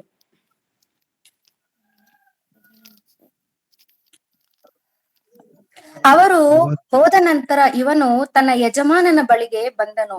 ಎಲೀಷನು ಅವನನ್ನು, ಗೆಹಜಿಯೇ, ಎಲ್ಲಿಗೆ ಹೋಗಿ ಬಂದಿ ಎಂದು ಕೇಳಿದನು. ಅದಕ್ಕೆ ಅವನು, ನಿನ್ನ ಸೇವಕನಾದ ನಾನು ಎಲ್ಲಿಯೂ ಹೋಗಲಿಲ್ಲ ಎಂದು ಉತ್ತರ ಕೊಟ್ಟನು. ಆಗ ಎಲೀಷನು ಅವನಿಗೆ, ಒಬ್ಬನು ರಥದಿಂದಿಳಿದು ಬಂದು ನಿನ್ನನ್ನು ಎದುರುಗೊಂಡದ್ದು ನನ್ನ ಜ್ಞಾನ ದೃಷ್ಟಿಗೆ ಕಾಣಿಸಲಿಲ್ಲವೆಂದು ನೆನೆಸುತ್ತೀಯೋ? ದ್ರವ್ಯ ಬಟ್ಟೆಗಳು, ಎಣ್ಣೆ ಮರದ ತೋಪುಗಳು, ದ್ರಾಕ್ಷೆ ತೋಟಗಳು, ಕುರಿ ದನಗಳು, ದಾಸ ದಾಸಿ ಜನವು, ಇವುಗಳನ್ನು ಸಂಪಾದಿಸುವುದಕ್ಕೆ ಇದು ಸಮಯವೋ? ನಾಮಾನನ ಕುಷ್ಠವು ನಿನ್ನನ್ನೂ ನಿನ್ನ ಸಂತಾನದವರನ್ನು ಸದಾಕಾಲ ಹಿಡಿದಿರುವುದು ಅಂದನು. ಕೂಡಲೇ ಅವನಿಗೆ ಕುಷ್ಠ ಹತ್ತಿತು. ಅವನು ಹಿಮದಂತೆ ಬಿಳುಪಾಗಿ ಅವನ ಸನ್ನಿಧಿಯಿಂದ ಹೊರಟು ಹೋದನು. ಇಲ್ಲಿ ನಾವು ಥ್ಯಾಂಕ್ ಯು ಸಿಸ್ಟರ್.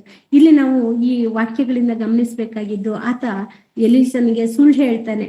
ನಾನು ಇಲ್ಲೇ ಇದ್ದೆ ಸ್ವಾಮಿ, ಎಲ್ಲೂ ಹೋಗಿಲ್ಲ ಅಂತೇಳಿ ಸುಳ್ಳು ಹೇಳ್ತಾನೆ. ಆಗ ಆತ್ಮ ಜ್ಞಾನವನ್ನು ಹೊಂದಿರುವಂತ ಎಲೀಷನ್ ಏನಂತಾರೆ, ನೀನ್ ನನ್ನ ಸುಳ್ಳು ಹೇಳ್ತಾ ಇದ್ದೀಯಲ್ವಾ, ನೀನ್ ಇದನ್ನ ಮಾಡಿ ಬಂದು ಸುಳ್ಳು ಹೇಳ್ತಾ ಇದೀಯಲ್ಲ, ಇದು ತಕ್ಕ ಸಮಯನ, ನೀನು ಆಸ್ತಿ ಸಂಪಾದಿಸೋಕೆ ಇದು ಸಮಯನ ಅಂತ ಕೇಳ್ಬಿಟ್ಟು, ನಾಮಾನನ ಕುಷ್ಠ ರೋಗವು ನಿನಗೂ ನಿನ್ನ ಕುಟುಂಬದವರಿಗೂ ಬರ್ಲಿ ಅಂತೇಳಿ ಶಾಪ ಕೊಡ್ತಾನೆ. ಅಂದ್ರೆ ಯೋಚನೆ ಮಾಡಿ, ಅವನು ಏನು ಒಂದು ಸುಳ್ಳು ಹೇಳಿ ದೇವ್ರ ಹತ್ರ ಅಂದ್ರೆ ದೇವರ ಆತ್ಮ ಉಳ್ಳ ಒಬ್ಬ ಮನುಷ್ಯನಿಗೆ ಸುಳ್ಳು ಹೇಳಿ, ಗುರುವಿಗೆ ಸುಳ್ಳು ಹೇಳಿ ಆತ ನಾಶನವನ್ನು ತಂದ್ಕೊಂತಾನೆ. ಕುಷ್ಠ ರೋಗದಿಂದ, ನಾಮಾನಿಗೆ ಅಂಟಿದ ಕುಷ್ಠ ರೋಗ ಯಾರಿಗೆ ಬರುತ್ತೆ? ಗೆಹಜಿಗೆ ಬರುತ್ತೆ. ಅವನಿಗೆ ಒಬ್ನಿಗೆ ಬಂದಿದ್ರೆ ಪರವಾಗಿರ್ಲಿಲ್ಲ, ಅವನ ಸಂತತಿ ಎಲ್ಲರಿಗೂ ಕುಷ್ಠ ರೋಗ ಅಂಟುತ್ತೆ. ಹಾಗಿರುವಾಗ ನಾವು ಯೋಚನೆ ಮಾಡಿ, ಒಂದು ಸುಳ್ಳಿನಿಂದ ಒಬ್ಬ ಗುರು ಹೇಳಿದ ಮಾತಿಗೆ ಇಷ್ಟೊಂದು ಶಕ್ತಿ ಇದೆ ಅಂದ್ರೆ, ನಾವು ಸರ್ವಶಕ್ತನಾದ ದೇವರ ಮಕ್ಕಳು, ದೇವರು ನಮ್ಮ ಹೃದಯವನ್ನು ಪರಿಶೀಲಿಸುವವರು, ದೇವರು ಪ್ರತಿಯೊಂದು ವಿಷಯವನ್ನು ಗಮನಿಸ್ತಾ ಇದ್ದಾರೆ ಅಂತ ಗೊತ್ತಿರುವಂತ ನಾವುಗಳು ಸುಳ್ಳು ಹೇಳಿದ್ರೆ ನಮಗೆ ಅದು ಎಂತ ಶಿಕ್ಷೆ ಆಗಬಹುದು. ದೇವರು ದೀರ್ಘ ಶಾಂತಿಯಿಂದ ಇದ್ದಾರೆ, ಯಾರಿಗೂ ತಕ್ಷಣವಾಗಿ ಏನು ಮಾಡ್ತಾ ಇಲ್ಲ ನಿಜ. ಆದ್ರೆ ಏನಾದ್ರೂ ದೇವರು ಅದಕ್ಕೆ ನಮಗೆ ನ್ಯಾಯ ತೀರಿಸ್ತಾ ಇರ್ತಾನ, ಖಂಡಿತವಾಗಿ ಅದನ್ನೆಲ್ಲ ಅವರು ಲೆಕ್ಕ ತಗೊಳೋದಲ್ವಾ? ಖಂಡಿತ ತಗೊಂತಾರೆ. ಹಾಗಾಗಿ ನಾವು ಎಚ್ಚರಿಕೆಯಿಂದ ಇರ್ಬೋದು. ಅಂತ ಒಬ್ಬ ಒಳ್ಳೆಯ ಪ್ರವಾದಿಯ ಶಿಷ್ಯನಾದವನೇ ಹಣಕ್ಕೆ ಆಸೆ ಪಟ್ಟು ಅಥವಾ ಒಂದು ವಸ್ತ್ರಕ್ಕೆ ಆಸೆ ಪಟ್ಟು ಸಂಪತ್ತಿಗೆ ದ್ರವ್ಯಾಸಕ್ಕೆ ಒಳಗಾಗಿ ಸುಳ್ಳು ಹೇಳ್ತಾನೆ ಅಂದ್ರ ಮೇಲೆ ನಾವು ನೀವೆಲ್ಲ ಯಾವ ಲೆಕ್ಕ ಇದ್ದೇವೆ ಅಲ್ವಾ? ಹಾಗಾಗಿ ನಮ್ಮನ್ನು ನಾವು ಎಚ್ಚರಿಕೆಯಿಂದ ನೋಡೋಣ. ನಾವು ಗೆಹಜಿ ಅಂತ ಮನಸ್ಥಿತಿ ನಮಗೆ ಇರಬಾರ್ದು. ಸರ್ವಶಕ್ತನ ಮಕ್ಕಳು ನಾವು, ರಾಜನ ಮಕ್ಕಳು, ನಮ್ಮ ಬಾಯಲ್ಲಿ ಸುಳ್ಳು ಬರಬಾರ್ದು. ಹಾಗಾಗಿ ನಾವು ಎಚ್ಚರಿಕೆಯಿಂದ ಇರ್ಬೇಕಾಗಿದ್ದ ಸಂದರ್ಭ ಇದೆ. ಅದೇ ವಿಮೋಚನ ಕಂಡ 23ನೇ ಅಧ್ಯಾಯ 1-2 ವಾಕ್ಯವನ್ನು ಓದೋಣ. ವಿಮೋಚನ ಕಂಡ 23ನೇ ಅಧ್ಯಾಯ 1-2 ವಾಕ್ಯವನ್ನು ಓದೋಣ. ಆಧಾರವಿಲ್ಲದ ಸುದ್ದಿಯನ್ನು ಹಬ್ಬಿಸಬಾರದು, ದುಷ್ಟರ ಸಹಾಯಕ್ಕಾಗಿ ನ್ಯಾಯ ವಿರುದ್ಧವಾದ ಸಾಕ್ಷಿಯನ್ನು ನುಡಿಯಬಾರದು. ದುಷ್ಕಾರ್ಯವನ್ನು ಮಾಡುವವರು ಬಹುಮಂದಿ, ಆದ್ಯಾಗೂ ಅವರ ಜೊತೆಯಲ್ಲಿ ಸೇರಬಾರದು. ಬಹುಮಂದಿಯ ಮಾತಿಗೆ ಒಪ್ಪಿ ನ್ಯಾಯವನ್ನು ಕೆಡಿಸುವ ಸಾಕ್ಷಿಯನ್ನು ಹೇಳಬಾರದು. ಅದಲ್ಲದೆ ಬಡವನನ್ನು ಕರುಣಿಸಿ ಪಕ್ಷಪಾತದಿಂದ ತೀರ್ಮಾನ ಮಾಡಬಾರದು. Thank you sister. ಆಧಾರವಿಲ್ಲದ ಸುದ್ದಿಯನ್ನು ಹಬ್ಬಿಸಬಾರದು. ಯಾವುದಕ್ಕೆ? ಸತ್ಯಕ್ಕೆ ಆಧಾರ ಏನಿಲ್ವೋ ಅಂತ ಸುದ್ದಿಯನ್ನು ನಾವು ಹಬ್ಬಿಸಬಾರ್ದು. ಯಾವುದೇ ಒಂದು ನಾವು ಸಣ್ಣ ಕಿವಿ ಮಾತು, ಪಿಸು ಮಾತಿಂದ ಹೇಳಿ ಇಡೀ ಇದಕ್ಕೆಲ್ಲ ಹರಡ್ಬಿಡ್ತೀವಿ. ಆ ತರ ಆಗ್ಬಾರ್ದು. ಯಾವುದೇ ಒಂದು ವಿಷಯಕ್ಕೂ ನಾವು ಕಣ್ಣಾರೆ ಕಂಡರೂ ಪ್ರತ್ಯಕ್ಷಿಸಿ ನೋಡ್ಬೇಕು ಅಂತ ದೇವ್ರು ಹೇಳ್ತಾನೆ. ಕಣ್ಣಾರೆ ಕಂಡ ವಿಷಯವನ್ನು ನಾವು ಪ್ರತ್ಯಕ್ಷವಾಗಿ ನಾವು ನೋಡಿದ್ರೇನೆ ಅದನ್ನ ನಂಬಬೇಕು, ನೋಡ್ಬೇಕು. ಅಥವಾ ಅನೇಕರು ಅದನ್ನ ಸಾಕ್ಷಿ ಹೇಳಿದಾಗ ಅದು ಸತ್ಯ ಅನ್ನೋದು ನಮಗೆ ಗೊತ್ತಾಗ್ಬೇಕು. ಇವನ ಸುಮ್ನೆ ಯಾರೋ ಒಂದು ಹೇಳಿದ್ರು ಅಂತ ಅದನ್ನೇ ಹಾಗೇನೆ ನಾವು ಹರಡಬಾರ್ದು. ಸುದ್ದಿಯನ್ನು ಹಬ್ಬಿಸಬಾರ್ದು. ಆಧಾರವಿಲ್ಲದ ಸುದ್ದಿಯನ್ನು ಹಬ್ಬಿಸಬಾರದು. ಅದೇ ರೀತಿಯಾಗಿ ನ್ಯಾಯ ವಿರೋಧವಾಗಿ ದುಷ್ಟರ ಸಹಾಯಕ್ಕಾಗಿ ನಿಲ್ಲಬಾರ್ದು. ನ್ಯಾಯಕ್ಕೆ ವಿರೋಧವಾಗಿ ಏನಾದ್ರು ದುಷ್ಟನಿದ್ರೆ ಆತನಿಗೆ ನಾವು ಅವನೇನಾದ್ರು ಫೋರ್ಸ್ ಮಾಡ್ದಂತ ನ್ಯಾಯಕ್ಕೆ ವಿರೋಧವಾಗಿ ನಾವು ಸುಳ್ಳು ಸಾಕ್ಷಿ ಹೇಳಿ ಅವನಿಗೆ ನಾವು ಸಪೋರ್ಟ್ ಆಗಿ ನಿಲ್ಬಾರ್ದು. ಅದು ನಮಗೆ ದೇವರಿಗೆ ವಿರೋಧವಾಗಿದ್ದು. ಮತ್ತೆ ಅದೇ ರೀತಿ ದುಷ್ಕಾರ್ಯ ಮಾಡುವನು ಬಹುಮಂದಿ, ಆದ್ಯಾಗೂ ಅವರ ಜೊತೆಯಲ್ಲಿ ಸೇರಬಾರದು. ಎಷ್ಟೇ ಜನ ದುಷ್ಕಾರ್ಯ ಮಾಡೋರು ತುಂಬಾ ಗುಂಪಾಗಿದ್ದಾರೆ ಅಂತ ಹೇಳಿದ್ರೆ ಅವ್ರ ಜೊತೆ ನಾವು ಸೇರಬಾರ್ದಂತೆ. ಯಾಕಂದ್ರೆ ಆತನಲ್ಲಿ ಒಳ್ಳೇದು ಇರಲ್ಲ. ಆತನು ಸೈತಾನನಿಗೆ ದಾಸನಾಗಿರ್ತಾನೆ. ಬಹುಮಂದಿಯ ಮಾತಿಗೆ ಒಪ್ಪಿ ನ್ಯಾಯವನ್ನು ಕೆಡಿಸುವ ಸಾಕ್ಷಿಯನ್ನು ಹೇಳ್ಬಾರ್ದು. ಕೆಲವರು ತಪ್ಪು ಮಾಡಿ ಏನೋ ಒಂದು ಸಿಕ್ಕಾಕೊಂಡಿರ್ತಾರೆ. ಆಗ ಎಲ್ಲರೂ ಹೋಗ್ಲಿ ಬಿಡಪ್ಪ, ಇವನು ಪಾಪ ಕ್ಷಮಿಸ್ಬಿಡೋಣ, ಯಾರು ಇದ್ ಮಾಡ್ಬೇಡಿ, ಎಲ್ಲರೂ ಅವನ ಬಗ್ಗೆದಲ್ಲಿ ಒಳ್ಳೆ ಸಾಕ್ಷಿಯನ್ನು ಹೇಳೋಣ, ಅವನಿಗೆ ತಪ್ಪು ಅಂತ ಹೇಳೋದ್ ಬೇಡ, ರುಜುವಾತಾದ್ರೆ ಅವನನ್ನ ಜೈಲಿಗೆ ಹೋಗ್ತಾನೆ ಅಂತ ಹೇಳಿ ಎಲ್ಲರೂ ಸೇರ್ಬಿಟ್ಟು ಅವನ ಬಗ್ಗೆದಲ್ಲಿ ಏನಾದ್ರೂ ಕನಿಕರ ತೋರಿಸ್ಬಿಟ್ಟು ಅವನಿಗೆ ಸಾಕ್ಷಿ ಹೇಳ್ಬೇಡಿ, ಒಳ್ಳೆ ರೀತಿಯಲ್ಲಿ ಸಾಕ್ಷಿ ಹೇಳಿ ಅಂತ ಏನಾದ್ರೂ ನ್ಯಾಯವನ್ನು ಕೆಡಿಸುವ ಸಾಕ್ಷಿಯನ್ನು ಹೇಳಿ ಅಂದ್ರೆ ಖಂಡಿತ ನಾವು ಒಪ್ಕೊಳ್ಬಾರ್ದಂತೆ. ಯಾರ್ದೋ ಮಾತಿಗೆ ಒಪ್ಕೊಂಡು ನಾವು ಸುಳ್ಳಾಡಬಾರ್ದು, ಸುಳ್ಳು ಸಾಕ್ಷಿ ಕೊಡಬಾರ್ದು. ಬಡವನಾದ್ರೂ ಸಹ ಆತನನ್ನ ಕರುಣಿಸಿ ನಾವು ಸುಳ್ಳು ಸಾಕ್ಷಿ ಕೊಡಬಾರ್ದು. ಇಲ್ಲಿ ನೋಡಿ, ಬಡವನಾದ್ರೂ ಪಕ್ಷಪಾತದಿಂದ ತೀರ್ಮಾನ ಮಾಡಬಾರ್ದು. ಅವನು ಬಡವನು, ಬಿಕ್ಕಿಲ್ದವನು, ಹೋಗ್ಲಿ ಬಿಡಿ ಪಾಪ ಅಂತ ಹೇಳಿ ನಾವು ಅವನಿಗೆ ಒಳ್ಳೆ ರೀತಿಯಿಂದ ನಾವು ಆತರ ತೀರ್ಮಾನ ತಗೊಂಬಾರ್ದು. ಅವನು ತಪ್ಪು ಮಾಡಿದಾನೆ, ಬಡವನೋ ಶ್ರೀಮಂತನೋ, ಹಣ ಇದ್ದವನು ಹಣ ಇಲ್ದವನು, ಬಲ ಇದ್ದವನು ಬಲ ಇಲ್ದವನು, ಸುಳ್ಳು ಸುಳ್ಳೇನೆ, ಅವನು ತಪ್ಪು ತಪ್ಪೆಯ. ಆ ತಪ್ಪನ್ನು ನಾವು ಪ್ರೋತ್ಸಾಹಿಸಬಾರ್ದು. ಯಾರೇ ಒಂದು ತಪ್ಪನ್ನು ಮಾಡಿದಾಗ ಅದನ್ನು ಪ್ರೋತ್ಸಾಹಿಸಬಾರ್ದು. ಉದಾಹರಣೆಗೆ ನಮ್ಮ ಮಕ್ಕಳು ಚಿಕ್ಕ ಮಕ್ಕಳಿರುವಾಗ ಸ್ಕೂಲಿಗೆ ಹೋಗ್ತಾರೆ. ಈಗ LKG UKGಗೋ ಅಥವಾ 1ನೇ ಕ್ಲಾಸಿಗೆ ಹೋಗಾಗ ಮಕ್ಕಳಿಗೆ ಜ್ಞಾನ ಇರಲ್ಲ. ನನ್ನದೇ ಅದು ನಿನ್ನದೇ ಅದು ಅನ್ನೋದು ಗೊತ್ತಿರಲ್ಲ. ಅವರಿಗೆ ಚಂದ ಕಂಡಿದ್ದಲ್ಲ ನನಗ್ ಬೇಕು, ಕಣ್ಣಿಗೆ ಚಂದ ಕಂಡಿದ್ದಲ್ಲ ನನಗ್ ಬೇಕು ಅಂತಾರೆ. ಪಕ್ಕದಲ್ಲಿ ಒಳ್ಳೆ ಒಂದು ಪೆನ್ಸಿಲ್ ತಂದಿರ್ತಾನೆ, ಅದು ಡಿಸೈನ್ ಆಗಿರುತ್ತೆ ಅನ್ಕೊಳ್ಳಿ, ಅವನು ಅದನ್ನ ಕತ್ಕೊಂಡ್ ಬರ್ತಾನೆ ಅನ್ಕೊಳ್ಳಿ. ಒಂದು ಉದಾಹರಣೆಗೆ ಕೊಡ್ತಾ ಇರೋದು. ಒಂದು ಮಗು ಒಂದು ಪೆನ್ಸಿಲ್ ಅನ್ನು ಕತ್ಕೊಂಡ್ ಬರ್ತಾನೆ, ಪಕ್ಕದಲ್ಲಿ ಚೆನ್ನಾಗಿರುತ್ತೆ ಅಂತ ಹೇಳ್ಕೊಂಡು ಆ ಪೆನ್ಸಿಲ್ ತಂದು ಕೊಡ್ತಾನೆ, ಕತ್ಕೊಂಡ್ ಬರ್ತಾನೆ. ತಾಯಿ ಅದವಳು ಮನೇಲಿ ಹೋಮ್ವರ್ಕ್ ಮಾಡೋಕೋ ಏನೋ ಬ್ಯಾಗ್ ತೆಗೆದು ಚೆಕ್ ಮಾಡಿದಾಗ ಪೆನ್ಸಿಲ್ ಸಿಕ್ತಾಗ ಅದು ನಾನ್ ಕೊಡ್ಸಿದ್ದಲ್ಲ ಅಂತೇಳಿ ತಾಯಿ ಗೊತ್ತಿರುತ್ತಲ್ವಾ, ಅದನ್ನ ನೋಡಿ ಎಲ್ಲಿಂದ ಬಂತಿದ್ದು ಅಂತ ಕೇಳ್ಬೇಕು. ಅವಾಗ ಅವ್ನು ಹೇಳ್ತಾನೆ ನನ್ನ ಫ್ರೆಂಡ್ಸ್ ಇಂದ ತಕೊಂಡ್ ಬಂದೆ ಅಂತ. ಆಗ ತಾಯಿ ಅದವಳು ಏನ್ ಮಾಡ್ಬೇಕು, ಇದು ನ್ಯಾಯವಲ್ಲ, ಬೇರೆ ವಸ್ತುವನ್ನು ನೀನು ಆಸೆ ಪಡಬಾರ್ದು ಮಗನೇ, ಇದನ್ನ ತಗೊಂಡೋಗಿ ವಾಪಸ್ ಕೊಡು. ಇಲ್ಲಿಲ್ಲ ಅಂತ ಹೇಳಿದ್ರು, ನಿನಗೆ ಈ ತರ ಪೆನ್ಸಿಲ್ ಬೇಕು ಅಂದ್ರೆ ನಾನು ಕೊಡಿಸ್ತೀನಿ, ಆದ್ರೆ ಈಗ ನಿನ್ನ ಹತ್ರ ಇರೋದನ್ನ ಉಪಯೋಗಿಸು, ಅದನ್ನ ವಾಪಸ್ ಕೊಡು ಅಂತ ಹೇಳಿ ಒಳ್ಳೆ ಮಾತಿಂದ ಬುದ್ಧಿ ಹೇಳಿ ಕಳಿಸ್ರೆ ನಾಳೆ ಅವನು ವಾಪಸ್ ತಕೊಂಡೋಗಿ ಅವನ ಫ್ರೆಂಡ್ಸ್ಗೆ ಕೊಡ್ತಾನೆ. ಅವನ ಜೊತೆ ಓದುವಂತ ಮಗುಗೆ ವಾಪಸ್ ಕೊಟ್ಟಾಗ ಅವನಿಗೆ ಒಳ್ಳೇದಾಗುತ್ತೆ. ಒಂದ್ ವೇಳೆ ತಾಯಿ ಏನಾದ್ರು ಒಳ್ಳೆ ಕೆಲಸ ಮಾಡ್ದಿ ಮಗನೆ, ಹಿಂಗೆ ಮಾಡು, ಕಂಟಿನ್ಯೂ ಮಾಡಂತ ಅವನನ್ನ ಬೆನ್ ತಡ್ತಾರೆ, ಅವನ್ ಏನ್ ಮಾಡ್ತಾನೆ, ನಾಳೆ ದೊಡ್ಡ ಕಳ್ಳ ಬದಲಾವಣೆ ಆಗ್ತಾನೆ. ಅಂದ್ರೆ ಅದು ಚಿಕ್ಕ ಮಕ್ಕಳು ಅವ್ರಿಗೆ ಗೊತ್ತಿಲ್ದಿ ತಪ್ಪು ಮಾಡಿದ್ರು ನಾವು ದೊಡ್ಡವರು ತಿದ್ದಿ ಬುದ್ಧಿ ಹೇಳ್ಬೇಕೇ ವಿನಃ ಬಲ ಇಲ್ಲ ಅವನಿಗೆ ಪಾಪ ಅಂತ ಹೇಳಿ ಅದನ್ನ ಕನಿಕರ ತೋರ್ಬಾರ್ದು. ಯಾವುದೇ ವಿಷಯದಲ್ಲಿ ನಾವು ಸತ್ಯಕ್ಕೆ ವಿರೋಧವಾಗಿ ಕಾಂಪ್ರಮೈಸ್ ಆಗ್ಲಿಕ್ಕೆ ಹೋಗ್ಬಾರ್ದು. ಅದು ದೇವರಿಗೆ ಅಸಹ್ಯವಾಗಿದ್ದು. ಹಾಗಾಗಿ ನಾವು ಸಣ್ಣ ಮಕ್ಕಳನ್ನು ಬೆಳೆಸುವಾಗ ಚಿಕ್ಕ ಏಜಿನಿಂದಲೇ ನಾವು ಒಳ್ಳೆಯ ಮಾರ್ಗದಲ್ಲಿ ಅವರನ್ನ ಬೆಳೆಸಬೇಕು. ತಿದ್ದಿ ಬುದ್ಧಿ ಹೇಳಿ ಒಳ್ಳೆಯ ದಾರಿಯಲ್ಲಿ ನಡೆಯುವಂತೆ ಅವರಿಗೆ ನಾವು ಸಹಕರಿಸ್ಬೇಕು. ಆ ರೀತಿಯಾಗಿ ನಾವು ಪ್ರೇರಣೆ ಕೊಟ್ಟಾಗ ಮಕ್ಕಳು ದೊಡ್ಡವರಾಗಿ ಬೆಳೆದ್ರ ಮೇಲೂ ಸಹ ಬೇರೆಯವರ ವಸ್ತುವನ್ನು ಆಸೆ ಪಡಲ್ಲ, ಸುಳ್ಳನ್ನು ಹೇಳೋದಿಲ್ಲ, ನ್ಯಾಯಯುತವಾಗಿ ಬದುಕ್ತಾರೆ, ಇದ್ದುದ್ರಲ್ಲಿ ತೃಪ್ತಿಕರವಾಗಿ ಜೀವನವನ್ನು ಮಾಡ್ತಾರೆ. ಹಾಗಾಗಿ ಸುಳ್ಳು ನಷ್ಟವನ್ನು ತಂದ್ಕೊಡುತ್ತೆ ಅಂತ ಗೊತ್ತಿದ್ದು ನಾವು ಅದನ್ನು ಮುಚ್ಚಿಡಕ್ಕೆ ಹೋಗ್ಬಾರ್ದು. ಸುಳ್ಳು ಆಡುವನ ಮಾತುಗಳನ್ನು ಅವನನ್ನು ಬದಲಾವಣೆ ಮಾಡ್ಲಿಕ್ಕೆ ಪ್ರಯತ್ನಿಸ್ಬೇಕು. ಸುಳ್ಳು ಯಾವತ್ತೂ ನಾಶಕರವಾಗಿದ್ದು ಅನ್ನೋದು ನೆನಪಿನಲ್ಲಿ ಇಟ್ಟುಕೊಂಡು ನಾವು ಜೀವನ ಮಾಡ್ಬೇಕಾಗುತ್ತೆ. ಜಕರಿಯನ ಪುಸ್ತಕವನ್ನು ತೆಗೆದು ನೋಡೋಣ. ಜಕರಿಯನು 8ನೇ ಅಧ್ಯಾಯ 16, 17. ಜಕರಿಯ 8 ಅಧ್ಯಾಯ 8, 16, 17ನೇ ವಾಕ್ಯವನ್ನು ಒಮ್ಮೆ ನೋಡೋಣ. ನೀವು ಮಾಡಬೇಕಾದ ಕಾರ್ಯಗಳು ಇವೆ, ಪ್ರತಿಯೊಬ್ಬನು ತನ್ನ ನೆರೆಯವನ ಸಂಗಡ ನಿಜವನ್ನೇ ಆಡಲಿ, ನಿಮ್ಮ ಚಾಡಿಗಳಲ್ಲಿ ಸತ್ಯವನ್ನು ಸಮಾಧಾನ ಪ್ರದಾನವನ್ನು ಸ್ಥಾಪಿಸಿರಿ. ಇಲ್ಲಿ ನೀವು ಮಾಡಬೇಕ ಕಾರ್ಯಗಳು ಇವೆ, ಪ್ರತಿಯೊಬ್ಬನು ತನ್ನ ನೆರೆಯವನ ಸಂಗಡ ನಿಜವನ್ನೇ ಆಡಲಿ, ನಿಮ್ಮ ಚಾವಡಿಗಳಲ್ಲಿ ಸತ್ಯವನ್ನು ಸಮಾಧಾನ ಪ್ರಾಧಾನ್ಯ ನ್ಯಾಯವನ್ನು ಸ್ಥಾಪಿಸಿರಿ. ಇಲ್ಲಿ ದೇವರು ಸ್ಪಷ್ಟವಾಗಿ ಜಕರ್ಯನ ಮೂಲಕ ಏನಂತಿದ್ದಾರೆ, ನೀವು ಮಾಡಬೇಕ ಕಾರ್ಯಗಳು ಯಾವುವು, ನೀವು ಹೇಗಿರ್ಬೇಕು ಅಂತೇಳಿ ದೇವ್ರು ಹೇಳ್ತಾ ಇದ್ದಾರೆ. ಪ್ರತಿಯೊಬ್ಬನು ತನ್ನ ನೆರೆಯವನ ಸಂಗಡ ನಿಜವನ್ನೇ ಆಡಲಿ. ಪ್ರತಿಯೊಬ್ಬನು ಯಾರ ಸಂಗಡ, ತನ್ನ ನೆರೆಯವನ ಸಂಗಡ. ಯೇಸು ಸ್ವಾಮಿ ಏನಂದ್ರು, ನನ್ನ ನೆರೆಯವನನ್ನು ನಿನ್ನಂತೆಯೇ ಪ್ರೀತಿಸಿರಿ. ನಾವು ನಿನ್ನಂತೆಯೇ ಪ್ರೀತಿಸಿರಿ ಅಂತ ಹೇಳುವಂತ ಮಾತಿನಲ್ಲಿ ನಮಗೆ ಏನು ಒಳ್ಳೇದೋ ಅದನ್ನೇ ನಾವು ಬೇರೆಯವರಿಗೆ ಮಾಡ್ಬೇಕು ಅನ್ನೋದು ಅರ್ಥ ತಾನೆ. ಇಲ್ಲಿ ನಮಗೆ ಸುಳ್ಳು ಹೇಳೋದು ಒಳ್ಳೇದಾ? ಖಂಡಿತ ಅಲ್ಲ. ಹಾಗಾದ್ರೆ ನಮ್ಮ ನೆರೆಯವನ ಹತ್ರ ನಾವು ಸುಳ್ಳು ಹೇಳ್ಬೋದಾ? ಇಲ್ಲ. ಅದನ್ನೇ ಇಲ್ಲಿ ಹೇಳ್ತಿದ್ದಾರೆ, ಪ್ರತಿಯೊಬ್ಬನು ತನ್ನ ನೆರೆಯವನ ಸಂಗಡ ನಿಜವನ್ನೇ ಆಡಲಿ, ನಿಮ್ಮ ಚಾವಡಿಗಳಲ್ಲಿ ಸತ್ಯವನ್ನು ಸಮಾಧಾನ ಪ್ರಾಧಾನ್ಯ ನ್ಯಾಯವನ್ನು ಸ್ಥಾಪಿಸಿರಿ. ಸಮಾಧಾನ ಇರಬೇಕು, ನ್ಯಾಯವಾಗಿ ಸ್ಥಾಪಿಸ್ಬೇಕು. ನಮ್ಮ ಚಾವಡಿ, ನಮ್ಮ ಮನೆಯಲ್ಲಾಗಿರ್ಬೋದು, ನಮ್ಮ ವಾತಾವರಣದಲ್ಲಾಗಿರ್ಲಿ, ನಾವಿರುವಂತ ಪರಿಸರದಲ್ಲಿ ನಾವು ಏನ್ ಮಾಡ್ಬೇಕು, ನ್ಯಾಯವನ್ನು ನೀತಿಯನ್ನು ಸ್ಥಾಪನೆ ಮಾಡ್ಬೇಕು, ನಿಜವನ್ನೇ ಹೇಳ್ಬೇಕು, ಅಲ್ಲಿ ಸತ್ಯವೇ ತುಂಬಿರ್ಬೇಕು, ಅಸತ್ಯಕ್ಕೆ ನಾವು ಅವಕಾಶ ಕೊಡಬಾರ್ದು. ಅದೇ ರೀತಿ 17ನೇ ವಾಕ್ಯದಲ್ಲಿ, ನಿಮ್ಮಲ್ಲಿ ಯಾವನು ತನ್ನ ಹೃದಯದಲ್ಲಿ ನೆರವನಿಗೆ ಕೇಡನ್ನು ಬಗೆಯದಿರಲಿ, ಸುಳ್ಳು ಸಾಕ್ಷಿಗೆ ಎಂದೂ ಸಂತೋಷ ಪಡಬೇಡಿರಿ, ಇವುಗಳೆಲ್ಲ ದ್ವೇಷಿಸುವನಾಗಿದ್ದೇನೆ, ಇದು ಯೆಹೋವನ ನುಡಿ. ಇಲ್ಲಿ ಲಾಸ್ಟ್ ಮಾತನ್ನು ನೋಡ್ರಿ, ಇವುಗಳನ್ನೆಲ್ಲ ಏನ್ ಮಾಡ್ತಾ ಇದ್ದಾನೆ, ದ್ವೇಷಿಸುವನಾಗಿದ್ದೇನೆ, ಇದು ಯೆಹೋವನ ನುಡಿ. ಅಂದ್ರೆ ನಮ್ಮ ಹೃದಯದಲ್ಲಿ ನೆರೆಹೊರೆಯವರಿಗೆ ಕೇಡನ್ನು ಬಗೆಯಬಾರ್ದಂತೆ. ನಮ್ಮ ಹೃದಯದಲ್ಲಿ ಡೈರೆಕ್ಟ್ ಆಗಿ ಅಲ್ಲ, ನಾನು ಹೇಳ್ತಾ ಇರೋದು ಕೆಲಸ ಮಾಡಾಯ್ತು ಅಂತಲ್ಲ, ನಮ್ಮ ಹೃದಯದಲ್ಲಿ ಆಲೋಚನೆಯಲ್ಲೂ ಸಹ ನಾವು ಬೇರೆಯವರಿಗೆ ಕೇಡನ್ನು ಬಗೆಯಬಾರ್ದು.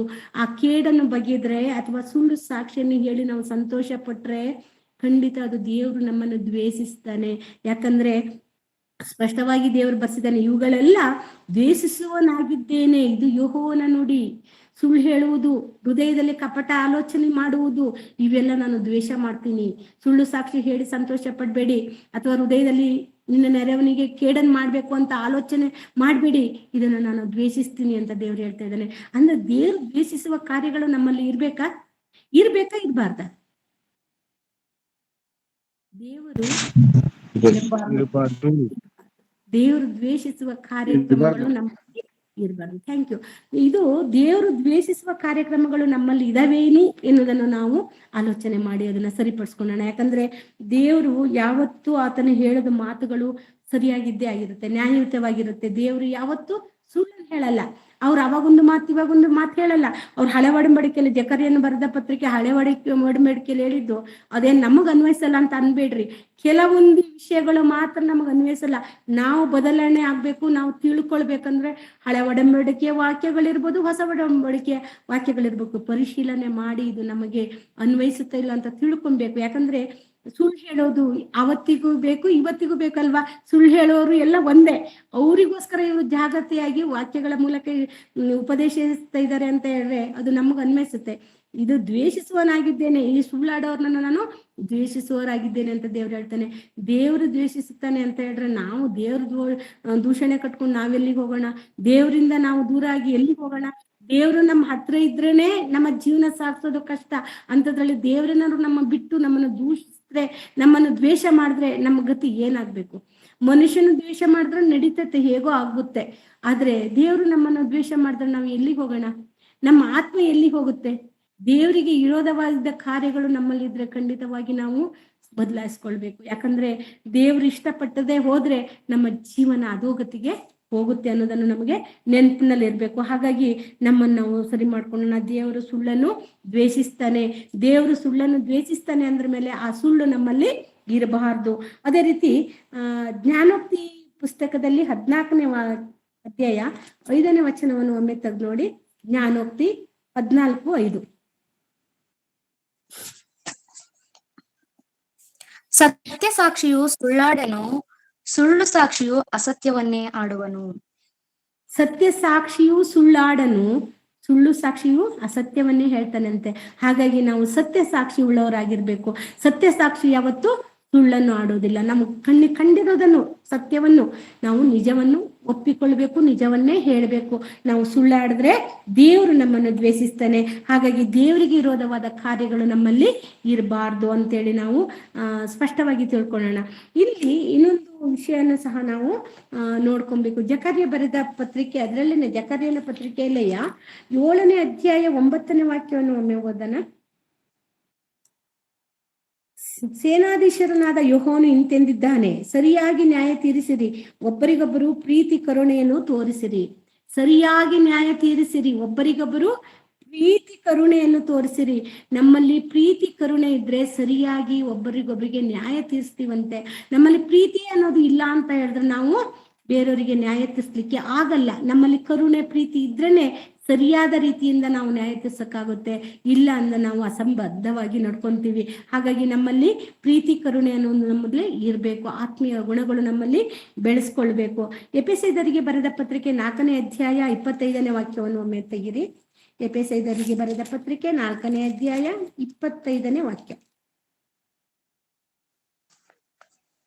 ಆದ ಕಾರಣ ಸುಳ್ಳಾಡುವುದನ್ನು ಬಿಟ್ಟು ಬಿಟ್ಟು ಪ್ರತಿಯೊಬ್ಬನು ತನ್ನ ನೆರೆಯವನ ಸಂಗಡ ಸತ್ಯವನ್ನೇ ಆಡಲಿ, ಯಾಕಂದರೆ ನಾವು ಒಬ್ಬರಿಗೊಬ್ಬರು ಅಂಗಗಳಾಗಿದ್ದೇವಲ್ಲ.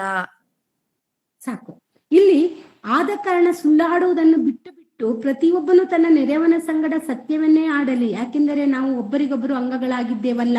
ಇಲ್ಲಿ ನಾವು ಪ್ರಾಮುಖ್ಯವಾಗಿ ತಿಳ್ಕೊಬೇಕು. ನೆರೆಯವನು ಅಂದ ತಕ್ಷಣ ನಮ್ಮ ಅಕ್ಕಪಕ್ಕದ ಮನೆಯವನು ಆಗಿರ್ಬಹುದು. ಆದ್ರೆ ಇಲ್ಲಿ ಇಂಪಾರ್ಟೆಂಟ್ ಆಗಿ ನಾವು ಒಂದೇ ಅಂಗ ಆಗಿದ್ದೀವಿ ಅಂತ ಯಾರಿಗೆ ಹೇಳ್ತೀವಿ? ಸಭೆಗೆ ಹೇಳ್ತೀವಿ, ಕ್ರೈಸ್ತರಿಗೆ ಹೇಳ್ತೀವಿ, ದೇವರನ್ನು ಸ್ವೀಕರಿಸಿದ ಮಕ್ಕಳಿಗೆ ಹೇಳ್ತೀವಿ. ಅಂದ್ರೆ ನಮ್ಮ ಸಭೆಯ ಮುಂದೆ ನಾವು ಸಭೆಗಾಗ್ಲಿ ಅಥವಾ ನಮ್ಮ ನೆರೆಹೊರೆಗಾಗ್ಲಿ ಯಾರಿಗೇ ಆಗಿರ್ಲಿ, ನಮ್ಮ ನೆರೆಹೊರವನಂದ್ರೆ, ನಮ್ಮ ಆಪತ್ತಿಗೆ ಆಗೋವನಂದ್ರೆ ನಮ್ಮ ಸಹೋದರನಾದ ಅಂದ್ರೆ ಕ್ರಿಸ್ತನಲ್ಲಿ ಬಂದವರು ಯಾವತ್ತು ಯಾವುದೇ ಕಾರಣಕ್ಕೂ ಸುಳ್ಳನ್ನು ಆಡಬಾರ್ದು. ನಾವು ಹೊರಗಡೆಯವ್ರನ್ನ ಸ್ವಲ್ಪ ಸೈಡಿಗಿಟ್ಟು ನಮ್ಮನ್ನು ನಾವು ಯೋಚನೆ ಮಾಡುವಾಗ ನಾವು ಸುಳ್ಳಿಗೆ ದಾಸರ ಆಗ್ಬಾರ್ದು. ಯಾಕಂದ್ರೆ ನಾವು ಒಬ್ರಿಗೊಬ್ರು ಹಂಗ ಆಗಿದ್ದೀವಿ. ನಮ್ಮ ಸಹೋದರರಲ್ಲಿ ನಾವು ಸುಳ್ಳನ್ನು ಹೇಳಿದ್ರೆ ನಾವು ನಮಗೆ ನಾವೇ ಮೋಸ ಮಾಡ್ಕೊಂಡಂಗಲ್ವಾ? ಖಂಡಿತವಾಗಿ ನಮ್ಮ ಶರೀರಕ್ಕೆ ನಾವೇ ಮೋಸ ಮಾಡ್ಕೊಂಡಂಗಲ್ವಾ? ನಾವು ದೇಹದ ಎಲ್ಲ ಅಂಗಾಂಗಗಳಲ್ಲಿ ನಾವು ಒಂದೊಂದು ಅಂಗಗಳು. ಒಂದು ಸಭೆ ಒಂದು ದೇಹ ಆದ್ರೆ ಆ ದೇಹದಲ್ಲಿರುವಂತ ಅಂಗಾಂಗಗಳು ನಾವು ಹಾಗಾಗಿ ಸಭೆಯಲ್ಲಿ ಬರುವಂತ ಸಹೋದರಿಯರಲ್ಲಿ ನಾವು ಸತ್ಯವಂತರಾಗಿರ್ಬೇಕು. ನಾವು ಹಂಗಂದ್ರೆ ಹೊರಗಡೆ ಬಂದು ನಾವು ಅನ್ಯಾಯ ಮಾಡ್ಬೋದಾ ಅಂತ ಅಲ್ಲ.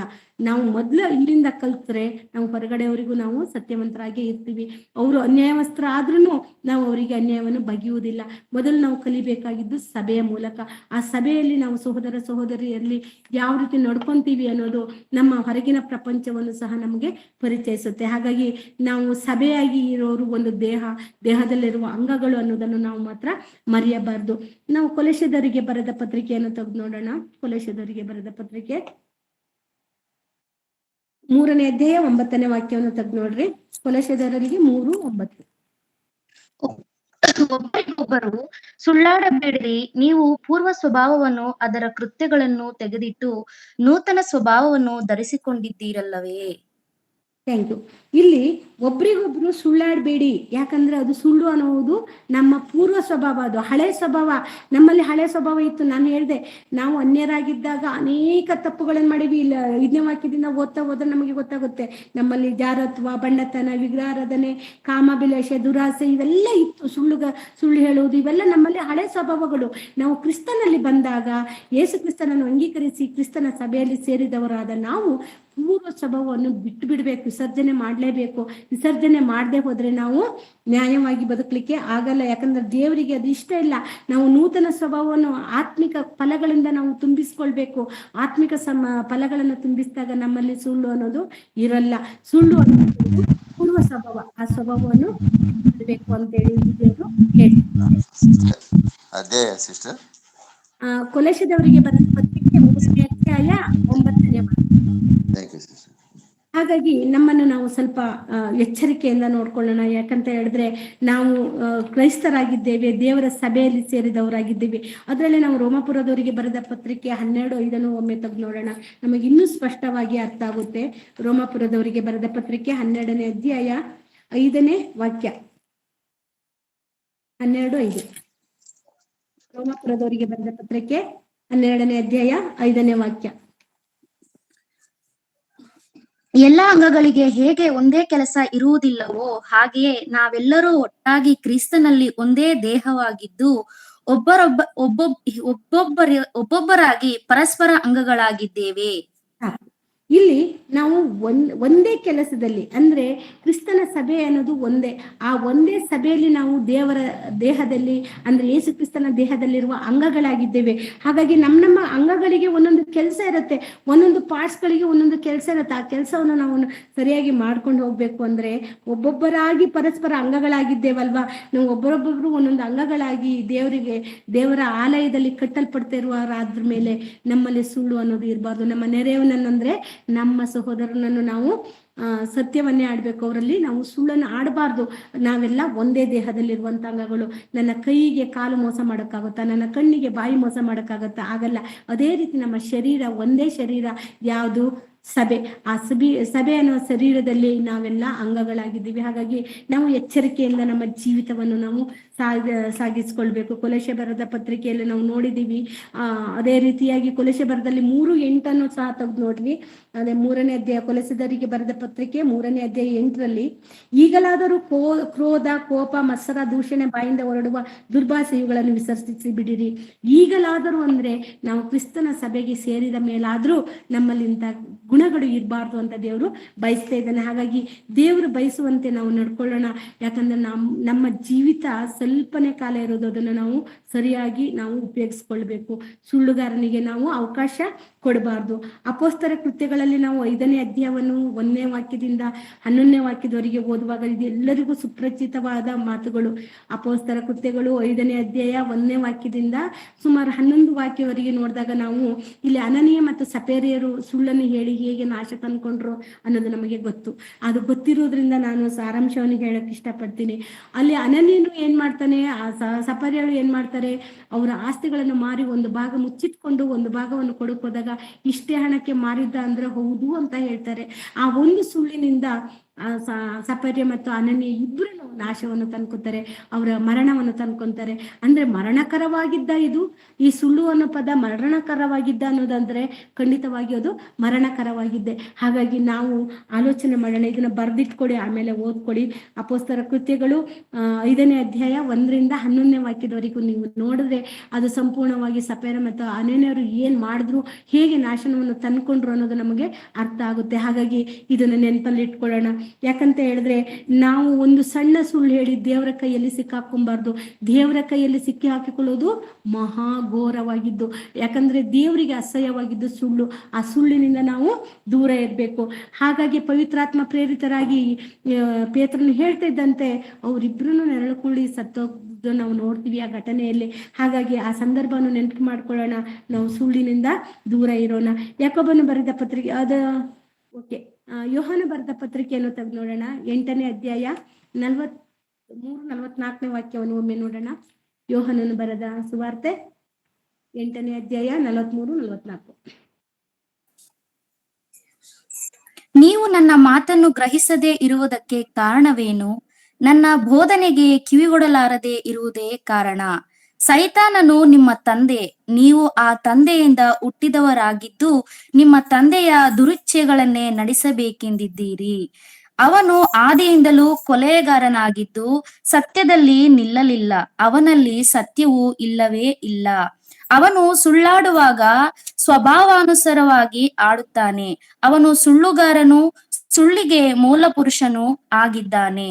ನಾನು ಸತ್ಯವನ್ನು ಸಾಕು ಸಿಸ್ಟರ್, ಥ್ಯಾಂಕ್ ಯು.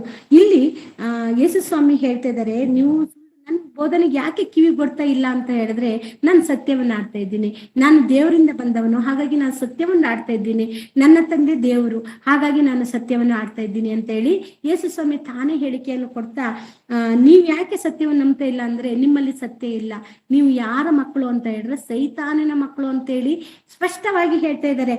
ಇಲ್ಲಿ ನಮಗೆ ಅರ್ಥವಾಗುವುದೇನಂದ್ರೆ ಅವನಲ್ಲಿ ಸತ್ಯವೂ ಇಲ್ಲವೇ ಇಲ್ಲ. ಯಾರಲ್ಲಿ?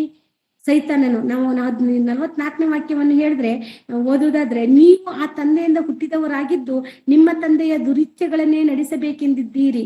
ಯಾರು? ನಾವು ತಂದೆಯಿಂದ, ಯಾವ ತಂದೆಯಿಂದ ಹುಟ್ಟಿದೀವಂತೆ? ಸೈತಾನನಿಂದ ಹುಟ್ಟಿದೀವಂತೆ.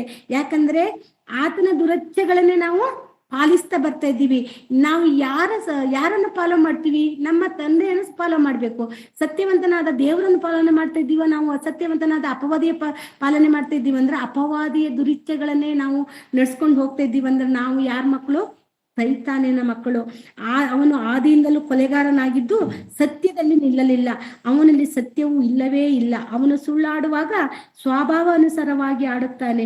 ಅವನು ಸುಳ್ಳುಗಾರನು, ಸುಳ್ಳಿಗೆ ಮೂಲ ಪುರುಷನು. ಸುಳ್ಳುಗಾರನು, ಸುಳ್ಳಿಗೆ ಮೂಲ ಪುರುಷನಾದ ಸೈತಾನನು ಏನ್ ಮಾಡ್ತಾನೆ? ಅವನನ್ನು ಮೋಸ ಮಾಡಿದ ರೀತಿ ನಮಗೆ ಗೊತ್ತಿದೆ. ಅವಳನ್ನು ಯಾವ ರೀತಿ ಮೋಸ ಮಾಡ್ತಾನೆ?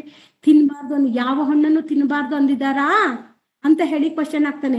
ಅಂದ್ರೆ ನಯವಾಗಿ ಮಾತಾಡ್ತಾನೆ. ಅಲ್ಲಿ ಎಲ್ಲೂ ಅವ್ನು ಸುಳ್ಳು ಹೇಳ್ತಾ ಇದ್ದಾನಂತ ಗೊತ್ತಾಗೋದೇ ಇಲ್ಲ. ಆ ರೀತಿ ನೀವು ಸತ್ತು ಹೋಗುದಿಲ್ಲ, ನೀವು ಹೇಗೂ ಸತ್ತು ಹೋಗುದಿಲ್ಲ, ಈ ರೀತಿಯಾಗಿ ವಂಚಿಸ್ತಾನೆ. ಅಂದ್ರೆ ಅವನು ಮೊದ್ಲಾಗಿಂದ ಆದಿಂದಲೂ ಅವನು ಕೊಲೆಗಾರನು. ಆತನು ನಮ್ಮನ್ನು ಕೊಲೆ ಮಾಡುವ ಆತನು. ಅನನ್ಯ ಸೆಪರ್ಯರನ್ನು ನೋಡಿದ್ವಿ, ಅವರು ಸುಳ್ಳು ಹೇಳಿದ ಏನ್ ಮಾಡಿದ್ರು? ಸತ್ತೋದ್ರು. ಅಂದ್ರೆ ನಮ್ಮನ್ನು ನಾಶನದ ದಾರಿಯಲ್ಲಿ ಈ ಸುಳ್ಳು ಅನ್ನೋದು ಕರ್ಕೊಂಡು ಹೋಗುತ್ತೆ ಅನ್ನೋದನ್ನು ನಾವು ಸ್ಪಷ್ಟವಾಗಿ ಅರ್ಥ ಮಾಡ್ಕೊಬೇಕು. ನಾವು ಸುಳ್ಳುಗಾರನ, ಮೂಲ ಪುರುಷನಾದ ಸುಳ್ಳುಗಾರನಿಗೆ ಮಕ್ಕಳಾಗಿದ್ದೇವಾ, ಅಥವಾ ಲೋಕವನ್ನು ಉಂಟು ಮಾಡಿ ನಮ್ಮನ್ನು ಆತನ ಸ್ವರೂಪದಲ್ಲಿ ಉಂಟು ಮಾಡಿದ ದೇವರ ಸ್ವರೂಪಗಳಾಗಿದ್ದೇವಾ ಅನ್ನೋದು ನಾವು ಇಲ್ಲಿ ನಮ್ಮನ್ನು ನಾವು ಕ್ವಶನ್ ಹಾಕುವಂತ ಸಮಯ. ಯಾಕೋಬನು ಬರೆದ ಪತ್ರಿಕೆ 3ನೇ ಅಧ್ಯಾಯ 5ನೇ ವಾಕ್ಯವನ್ನು ಒಮ್ಮೆ ಓದೋಣ. ಯಾಕೋಬನು ಬರೆದ ಪತ್ರಿಕೆ 3ನೇ ಅಧ್ಯಾಯ ಐದನೇ ವಾಕ್ಯವನ್ನು ಒಮ್ಮೆ ಓದೋಣ. ಯಾಕೋಬನು 3:5. ಹಾಗೆಯೇ ನಾಲಿಗೆಯು ಕೂಡ ಚಿಕ್ಕ ಅಂಗವಾಗಿದ್ದರೂ ದೊಡ್ಡ ಕಾರ್ಯಗಳನ್ನು ಕೊಚ್ಚಿಕೊಳ್ಳುತ್ತದೆ. ಎಷ್ಟು ಕೊಂಚ ಕಿಚ್ಚು ಎಷ್ಟು ದೊಡ್ಡ ಕಾಡನ್ನು ಉರಿಸುತ್ತದೆ ನೋಡಿರಿ. ನಾಲಿಗೆಯು ಕಿಚ್ಚೆ, ನಾಲಿಗೆಯು ಅಧರ್ಮ ಲೋಕ ರೂಪವಾಗಿ ನಮ್ಮ ಅಂಗಗಳ ನಡುವೆ ಇಟ್ಟದೆ. ಅದು ದೇಹವನ್ನೆಲ್ಲಾ ಕೆಡಿಸುತ್ತದೆ. ತಾನೇ ನರಕದಿಂದ ಬೆಂಕಿ ಹತ್ತಿಸಿಕೊಳ್ಳುತ್ತಾ ಪ್ರಪಂಚವೆಂಬ ಚಕ್ರಕ್ಕೆ ಬೆಂಕಿ ಹಚ್ಚುತ್ತದೆ. ಸಾಕು ಸಿಸ್ಟರ್. ಇಲ್ಲಿ ನಾಲಿಗೆ ಬಗ್ಗೆದಲ್ಲಿ ದೇವರು ಮಾತಾಡ್ತಾ ಇದ್ದಾರೆ. ನಾಲಿಗೆ, ನಾವು ಸುಳ್ಳು ಯಾವ್ದ್ರಿಂದ ಆಡ್ತೀವಿ? ನಾಲಿಗೆ ಮೂಲಕನೇ ಆಡೋಕ್ಕಾಗೋದು. ನಮ್ಮ ತುಟಿಗಳ ಮೂಲಕವಾಗಿ ನಾವು ಸುಳ್ಳು ಹೇಳೋದು. ಹಾಗಾಗಿ ಇಲ್ಲಿ ನಾಲಿಗೆ ಬಗ್ಗೆ ಹೇಳೋದು, ಸಣ್ಣ ಅಂಗ ಆದ್ರೂ ನಮ್ಮ ದೇಹದಲ್ಲಿ ಅದು ಅಧರ್ಮ ಲೋಕ ರೂಪವಾಗಿ ನಮ್ಮ ಅಂಗಗಳ ನಡುವೆ ಇಟ್ಟಿದೆಯಂತೆ. ಅಧರ್ಮ ಲೋಕ ರೂಪವಾಗಿ ಅಂದ್ರೆ, ಅಧರ್ಮ ಅಂದ್ರೆ ಯಾರು ಅಧರ್ಮವನ್ನು ಪಾಲಿಸೋನು, ದೇವರಿಗೆ ವಿರೋಧವಾಗಿ ಧರ್ಮವನ್ನು ಮೀರಿ ನಡೆಯೋದು ಅಧರ್ಮನೇ, ಪಾಪನೇ. ಆ ಪಾಪ ರೂಪವಾಗಿ ನಾಲಿಗೆ ನಮ್ಮ ದೇಹದಲ್ಲಿದೆ. ಆ ದೇಹದಲ್ಲಿರುವಂತಹ ನಾಲಿಗೆ ಏನ್ ಮಾಡುತ್ತೆ? ಸ್ವತಃ ತಾನೇ ಬೆಂಕಿ ಹಚ್ಕೊಂಡು ಇಡೀ ಪ್ರಪಂಚವೆಂಬ ಚಕ್ರಕ್ಕೆ ಬೆಂಕಿ ಹಚ್ಚುತ್ತಂದ್ರೆ, ಅಂದ್ರೆ ಒಂದು ಸುಳ್ಳಿನಿಂದ ಎಷ್ಟೆಲ್ಲ ಹಾಳಾಗ್ತಾ ಇದೆ, ಎಷ್ಟೆಲ್ಲ ನಾಶವಾಗ್ತಾ ಇದೆ. ಒಂದು ಕಾಡ್ಗಿಚ್ಚು, ಒಂದು ಸಣ್ಣ ಕಾಡ್ಗಿಚ್ಚು ಇಡೀ ಕಾಡನ್ನು ನಾಶ ಮಾಡಿದಾಗೆ ನಮ್ಮ ಬಾಯಿಂದ ಬರುವಂತ, ನಮ್ಮ ನಾಲಿಗೆಯಿಂದ ಬರುವಂತ ಒಂದು ಸಣ್ಣ ಸುಳ್ಳು ಇಡೀ ನಮ್ಮನ್ನೆಲ್ಲವನ್ನು ಸುಟ್ಟು ಭಸ್ಮ ಮಾಡುವಂತ ಕೆಪಾಸಿಟಿ ಅದಕ್ಕಿದೆ. ಹಾಗಾಗಿ ನಾವು ನಾಲಿಗೆ ವಿಷಯದಲ್ಲಿ ನಾವು ಎಚ್ಚರಿಯಾಗಿರ್ಬೇಕು. ನಮ್ಮ ನಾಲಿಗೆ ನಮ್ಮ ಹತೋಟಿಯಲ್ಲಿ ಇರ್ಬೇಕು. ನಾವು ಮಾತಾಡುವುದು ಹೇಗೆ ಮಾತಾಡ್ತಾ ಇದ್ದೀವಿ ಅನ್ನೋದು ನಮಗೆ ನೆನಪಿರ್ಬೇಕು. ದೊಡ್ಡ ಪ್ರಾಣಿ ಪಕ್ಷಿಗಳನ್ನು ಪಳಗಿಸಬಹುದು, ಆದ್ರೆ ನಮ್ಮ ನಾಲಿಗೆ ನಮ್ಮ ಕಂಟ್ರೋಲ್ ಅಲ್ಲಿ ಇಲ್ಲ ಅಂದ್ರೆ ನಾವು ಅಧರ್ಮ ಸ್ವರೂಪದಲ್ಲಿ ಅಧರ್ಮಕ್ಕೆ, ಅಧೋಗತಿಗೆ ಹೋಗುವಂತ ನಾಶನದ ಗುಂಡಿಯಲ್ಲಿ ಇದ್ದೇವೆ ಅನ್ನೋದನ್ನು, ನಮ್ಮ ಗುಂಡಿಯನ್ನೇ ನಾವೇ ತೋಡ್ಕೊಂಡಿದ್ದೀವಿ ಅನ್ನೋದನ್ನು ನಾವು ಮರಿಬಾರ್ದು. ಹಾಗಾಗಿ ದೇವರು ಎಚ್ಚರಿಕೆ ಮಾತನ್ನು ಕೊಡುವಾಗ ನಾವು ತುಂಬಾ ಎಚ್ಚರಿಕೆಯಿಂದ ಇರಬೇಕು. ಮತ್ತೇನು ಬರೆದ ಸುವಾರ್ತೆಯಲ್ಲಿ 12ನೇ ಅಧ್ಯಾಯ 3-6 ನೋಡೋಣ. ಮತ್ತೇನು ಬರೆದ ಸುವಾರ್ತೆ 36-37. ಮತ್ತೇನು ಬರೆದ ಸುವಾರ್ತೆ 12ನೇ ಅಧ್ಯಾಯ 36-37ನೇ ವಾಕ್ಯವನ್ನು ತೆಗೆದು ನೋಡಿ. ನಾವು ಆಡುವ ಮಾತಿಗೆ ಹೇಗೆ ನ್ಯಾಯ ಕೊಡ್ಬೇಕಾಗುತ್ತೆ ಅನ್ನೋದನ್ನು ಈ ವಾಕ್ಯದಿಂದ ನಾವು ಇದಲ್ಲದೆ ನಾನು ನಿಮಗೆ ಹೇಳುವುದೇನೆಂದರೆ, ಮನುಷ್ಯರು ಸುಮ್ಮನೆ ಆಡುವ ಪ್ರತಿಯೊಂದು ಮಾತಿನ ವಿಷಯವಾಗಿ ನ್ಯಾಯ ವಿಚಾರಣೆಯ ದಿನದಲ್ಲಿ ಉತ್ತರ ಕೊಡಬೇಕು. ನಿನ್ನ ಮಾತುಗಳಿಂದಲೇ ನೀತಿವಂತನೆಂದು ತೀರ್ಪು ಹೊಂದಿವಿ, ನಿನ್ನ ಮಾತುಗಳಿಂದಲೇ ಅಪರಾಧಿ ಎಂದು ತೀರ್ಪು ಹೊಂದಿವಿ ಅಂದನು. ಸಾಕು ಸಿಸ್ಟರ್. ಇಲ್ಲಿ ನಾವು ಸುಮ್ಮನೆ ಆಡುವಂತ ಒಂದೊಂದು ಮಾತಿಗೂ ಸಹ ನಾವು ದೇವರಿಗೆ ಉತ್ತರ ಕೊಡಬೇಕಾಗುತ್ತೆ. ನಮ್ಮ ಮಾತಿನಿಂದಲೇ ನೀತಿವಂತನೆಂದು, ನಮ್ಮ ಮಾತಿನಿಂದನೇ ನ್ಯಾಯ ತೀರ್ಪಿಗೆ ಒಳಗಾಗ್ತೀವಿ, ಅಪರಾಧಿ ಎಂದು. ಇವೆರಡು ಮಾತಿನಿಂದನೇ ಬರೋದ್ರಿಂದ ನಮ್ಮ ಮಾತು ಹೇಗಿರ್ಬೇಕು, ನಾವು ಹೇಗೆ ಸತ್ಯವಂತರಾಗಿರ್ಬೇಕು ಅನ್ನೋದನ್ನು ನಾವು ಈ ವಾಕ್ಯದ ಮೂಲಕ ತಿಳ್ಕೊಬಹುದು. ನಮ್ಮ ಮಾತೇ ನಮಗೆ ತೀರ್ಪನ್ನು ಕೊಡುವಂಥದ್ದು, ನಮ್ಮ ಮಾತೇ ನಮಗೆ ಒಳ್ಳೆ ಗತಿಯನ್ನಾಗ್ಲಿ ಕೆಟ್ಟ ಗತಿಯನ್ನಾಗ್ಲಿ ತಂದು ಕೊಡುವಂಥದ್ದು. ಹಾಗಾಗಿ ನಮ್ಮ ಮಾತು ಎಲ್ಲಿಂದ ಬರುತ್ತೆ? ನಾಲಿಗೆಯಿಂದ ಬರುತ್ತೆ. ನಮ್ಮ ನಾಲಿಗೆಯನ್ನು ನಾವು ಕಂಟ್ರೋಲ್ ಅಲ್ಲಿ ಇಟ್ಕೊಬೇಕು. ಇಲ್ಲ ಅಂದ್ರೆ ನಾವು ಗೊತ್ತು, ನಮಗೆ ಅಧೋಗತಿಗೆ ಹೇಗೆ ಸೇರಿಸ್ತಾನೆ ಅನ್ನೋದು ನಮಗೆ ಗೊತ್ತು. ದೇವರು ಕೊನೆಯ ಹಂತದಲ್ಲಿ ಈ ತೀರ್ಪು ಮಾಡುವಾಗ ಯಾವ ರೀತಿಯಾಗಿ ಬೆಂಕಿ ಕೆರೆಗೆ ಸುಳ್ಳುಗಾರರನ್ನು ಯಾವ ಕಡೆ ಹಾಕ್ತಾರೆ ಅಂದ್ರೆ, ಪ್ರಕಟಣೆ ಗ್ರಂಥ 21ನೇ ಅಧ್ಯಾಯ 8ನೇ ವಾಕ್ಯವನ್ನು ಕೊನೆಯದಾಗಿ ತೆಗೆದು ಓದಿ ಮುಗಿಸೋಣ. ನಾವು ಟೈಮ್ ಆಗಿದೆ, ಕ್ಷಮಿಸಿ. ಪ್ರಕಟಣೆ ಗ್ರಂಥ 21ನೇ ಅಧ್ಯಾಯ 8ನೇ ವಾಕ್ಯವನ್ನು ತೆಗೆದು ನೋಡೋಣ. ಆದರೆ ಹೇಡಿಗಳು, ನಂಬಿಕೆ ಇಲ್ಲದವರು, ಅಸಹ್ಯವಾದದರಲ್ಲಿ ಸೇರಿದವರು, ಕೊಲೆಗಾರರು, ಜಾರರು, ಮಾಟಗಾರರು, ವಿಗ್ರಹಾರಾಧಕರು, ಎಲ್ಲಾ ಸುಳ್ಳುಗಾರರು, ಇವರಿಗೆ ಸಿಕ್ಕುವ ಪಾಲು ಬೆಂಕಿ ಗಂಧಕಗಳುರಿಯುವ ಕೆರೆಯೇ. ಅದು 2ನೆಯ ಮರಣವು ಎಂದು ನನಗೆ ಹೇಳಿದನು. ಕೊನೆಯದಾಗಿ, ಥ್ಯಾಂಕ್ ಯು ಸಿಸ್ಟರ್. ಕೊನೆಯದಾಗಿ ಯೋಹಾನನಿಗೆ ದರ್ಶನವನ್ನು ಕೊಟ್ಟು ದೇವರು ಬರ್ಸ್ತಾ ಇರುವುದೇನೆಂದ್ರೆ, ನಮಗೆ ಈ ಹೇಡಿಗಳು, ನಂಬಿಕೆ ಇಲ್ದವರು, ಅಸಹ್ಯವಾದದಲ್ಲಿ ಸೇರುವವರು, ವಿಗ್ರಹಾರಾಧನೆಗಳು, ಇವರೆಲ್ಲ ನಾಯಿ ಅಂತ ಗುಣಾಚಾರವನ್ನು ಹೊಂದಿದವರು, ಕೊಲೆಗಾರರು, ಮಾಟಗಾರರು, ಇವರೆಲ್ಲರೂ ಜೊತೆಗೆ ಸುಳ್ಳುಗಾರರು, ಎಲ್ಲಾ ಸುಳ್ಳುಗಾರರು. ಅಂದ್ರೆ ಇದೆಲ್ಲ ಮಾಡ್ತಾ ಇರೋರು ಯಾರಂದ್ರೆ ಸುಳ್ಳುಗಾರರೇ. ಇದೆಲ್ಲ ಸತ್ಯವಲ್ಲ ಅನ್ನೋದು ನಮಗೆ ಗೊತ್ತು. ಮಾಟ ಮಂತ್ರ ಆಗಿರ್ಬೋದು, ಇವೆಲ್ಲ ಏನು ಅಸತ್ಯವಾಗಿದ್ದದು ಸತ್ಯ ಅಲ್ಲ ಅಂಥದ್ದನ್ನು ಮಾಡ್ತಾ ಇರೋರೆಲ್ಲರೂ ವಿಗ್ರಹಾರಾಧಕರಿರ್ಬೋದು, ಸತ್ಯ ದೇವರನ್ನು ಆರಾಧನೆ ಮಾಡ್ತಾ ಇಲ್ಲ. ಹಾಗಾಗಿ ಇದೆಲ್ಲವನ್ನು ಸುಳ್ಳುಗಾರರ ಗುಂಪಿಗೆ ಸೇರಿಸಿದ್ದಾರೆ. ಇವೆಲ್ಲ ಏನು ಅಂದ್ರೆ, ಇವರಿಗೆಲ್ಲ ಲಾಟಿಗೆ ಸಿಗೋ ಪಾಲೇನಂದ್ರೆ ಬೆಂಕಿ ಗಂಧಕಗಳು ಉರಿಯುವ ಕೆರೆಯೇ. ಅಂದ್ರೆ ನಿತ್ಯ ನರಕಕ್ಕೆ ಅವರು ಹೋಗ್ತಾರೆ, ನಿತ್ಯಗ್ನಿಯಲ್ಲಿ ಬೀಳ್ತಾರೆ. ಇದು ಸತ್ಯವಾದ ಮಾತು ಅಂತೇಳಿ ಕೊನೆಯ ಪುಸ್ತಕವಾದ ಪ್ರಕಟಣೆ ಗ್ರಂಥವನ್ನು ಬರೆಸುವಾಗ ಯೋಹಾನನಿಗೆ ದರ್ಶನ ಕೊಟ್ಟು ದೇವದೂತರ ಮೂಲಕವಾಗಿ ಬೆಳೆಸ್ತಾ ಇದ್ದಾರೆ ಅಂದ್ರೆ ಇದು ನಾವು ಯೋಚನೆ ಮಾಡುವಂತಹ ವಿಷಯವಾಗಿದೆ. ಸುಳ್ಳು ಎಷ್ಟಂತ ಒಂದು ಅಪಾಯಕರದಲ್ಲಿ, ಆ ಸುಳ್ಳು ಮಾತಾಡುವುದರಿಂದ ನಾವು ಎಷ್ಟು ಅಪಾಯಕರದಲ್ಲಿ ಇದ್ದೀವಿ ಅನ್ನೋದನ್ನು ನಮ್ಮನ್ನು ನಾವು ಮನವರಿಕೆ ಮಾಡ್ಕೊಬೇಕು. ಬೆಂಕಿ ಗಂಧಕಗಳು ಉರಿಯುವ ಕೆರೆ ಅಂದ್ರೆ ನಿತ್ಯ ಅಗ್ನಿಗೆ ನಮ್ಮನ್ನು ಹಾಕಲ್ಪಡುತ್ತದೆ. ನಿತ್ಯಾಗ್ನಿಗೆ ಹೋಗೋಕ್ಕೋಸ್ಕರ ನಾವು ಯೇಸುನನ್ನು ಫಾಲೋ ಮಾಡ್ತಾ ಇದ್ದೀವ, ಅಥವಾ ನಿತ್ಯ ಜೀವವನ್ನು ಹೊಂದುವುದಕ್ಕೆ ನಾವು ಕಷ್ಟಪಡ್ತಾ ಇದ್ದೀವ? ಅದನ್ನು ನಮಗೆ ನಾವೇ ಕ್ವಶನ್ ಹಾಕೊಬೇಕು. ನಮಗೆ ನಿತ್ಯ ಜೀವಕ್ಕೆ ಹೋಗ್ಬೇಕು ಅಂದ್ರೆ ಈ ಹಳೆಯ ಸ್ವಭಾವಗಳು, ಈ ಪೂರ್ವ ಸ್ವಭಾವಗಳು, ದೇವರನ್ನು ಅರಿಯದ ಮುಂಚೆ ಇದ್ದ ನಮ್ಮ ಕೆಟ್ಟ ಗುಣಗಳು, ನಡತೆಗಳು, ಅದರಲ್ಲಿ ಮುಖ್ಯವಾಗಿ ಸುಳ್ಳು, ಆ ಸುಳ್ಳು ತುಟಿಯಿಂದ ನಾವು ದೂರ ಇರಬೇಕು. ಬರೀ ಸುಳ್ಳು ತುಟಿಯಿಂದಲ್ಲ, ಆ ಸುಳ್ಳಿನಿಂದನೇ ಎಲ್ಲವೂ ನಮಗೆ ಸೈತಾನಿಗೆ ಅವಕಾಶ ಮಾಡಿಕೊಡುವುದು. ಹಾಗಾಗಿ ಅದನ್ನು ನಾವು ಕಂಟ್ರೋಲ್ ಮಾಡ್ರೆ, ಅದು ಸರಿಯಾದ್ರೆ ಮತ್ತೆ ನಮಗೆ ಸೈತಾನು ನಮ್ಮೊಳಗೆ ಜಾಗ ಇರಲ್ಲ. ಸೈತಾನಿಗೆ ಜಾಗ ನಮ್ಮಲ್ಲಿ ಇಲ್ಲ ಅಂದ್ರೆ ನಾವು ಯಾರಿಗೆ ಜಾಗ ಕೊಟ್ಟಂಗಾಗುತ್ತೆ? ದೇವರಿಗೆ ಜಾಗ ಕೊಟ್ಟಂಗಾಗುತ್ತೆ. ದೇವರಿಗೆ ಜಾಗ ನಾವು ಕೊಟ್ರೆ ಏನ್ ಮಾಡ್ತಾನೆ ದೇವರು? ನಮ್ಮನ್ನು ಸತ್ಯದಲ್ಲಿ ನಡೆಸ್ತಾನೆ. ಸತ್ಯದಿಂದ ನಡೆಸಿದ್ರೆ ನಾವು ಎಲ್ಲಿಗೆ ಹೋಗ್ತೀವಿ? ನಿತ್ಯ ಜೀವಕ್ಕೆ ಹೋಗ್ತೀವಿ. ಯಥಾರ್ಥವಂತರು, ಭಕ್ತಿವಂತರು, ಸತ್ಯವಂತರು, ನ್ಯಾಯವಂತರು ಆಗಿದ್ರೆ ನಮ್ಮನ್ನು ದೇವರು ಎಲ್ಲಿ ಕರ್ಕೊಂಡು ಹೋಗ್ತಾರೆ?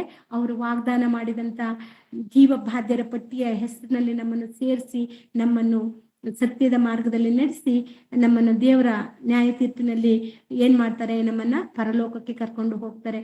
ಈ ವಿಷಯ ನಮಗೆ ಗೊತ್ತಿರೋದ್ರಿಂದ ನಮಗೆ ನೆನಪಿರ್ಬೇಕು, ಬಾಯಲ್ಲಿ ಸುಳ್ಳು ಇರಬಾರ್ದು.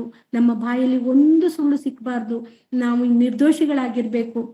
ದೇವರ ಮಕ್ಕಳಾದ ನಾವು ನಿರ್ದೋಷಿಗಳಾಗಿದ್ದು ದೇವರಿಗೆ ಮೆಚ್ಚುಗೆ ಆದ ರೀತಿಯಿಂದ ನಡ್ಕೊಂಡ್ರೆ, ಸತ್ಯವನ್ನು ಆಡೋರಾಗಿದ್ದು ನ್ಯಾಯವನ್ನು ನಾವು ಹೊಂದುವರಾಗಿರ್ಬೇಕು. ಹಾಗಾಗಿ ಈ ಮಾತುಗಳ ಮೂಲಕ ನಿಮ್ಮನ್ನು ನನ್ನನ್ನು ದೇವರು ಎಚ್ಚರಿಸಿದ್ದಾರೆ ಅಂತ ನಾವು ತಿಳ್ಕೊಂತ ನಮ್ಮ ಮನಸ್ಸು ಯಾವಾಗಲೂ ಸತ್ಯವನ್ನೇ ಅನುಸರಿಸೋರಾಗಿರ್ಬೇಕು, ಸತ್ಯವನ್ನೇ ಪಾಲಿಸೋರಾಗಿರ್ಬೇಕು. ವಾಕ್ಯಗಳು ಸತ್ಯವು, ದೇವರ ವಾಕ್ಯವೇ ಸತ್ಯವು. ಆ ವಾಕ್ಯವನ್ನು ಹಿಡ್ಕೊಂಡು ನಮ್ಮ ಜೀವಿತವನ್ನು ಬದಲಾಯಿಸ್ಕೊಳ್ಳೋಣ.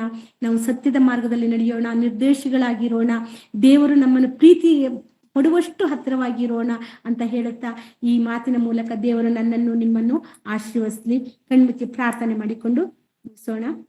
ನಮ್ಮನ್ನು ಬಹಳವಾಗಿ ಪ್ರೀತಿಸುವ ಪರಲೋಕದಲ್ಲಿರುವ ತಂದೆಯಾದ ದೇವರೇ, ಇಷ್ಟು ಸಮಯ ಕರ್ತನೆ ನಿನ್ನ ಮಕ್ಕಳೊಂದಿಗೆ ಕರ್ತನೆ ನಿನ್ನ ಮಾತುಗಳನ್ನು ತಿಳಿಸಲು ನನಗೆ ಕೃಪೆ ಕೊಟ್ಟಿದ್ದಕ್ಕಾಗಿ ವಂದಿಸುತ್ತೇನೆ ತಂದೆ.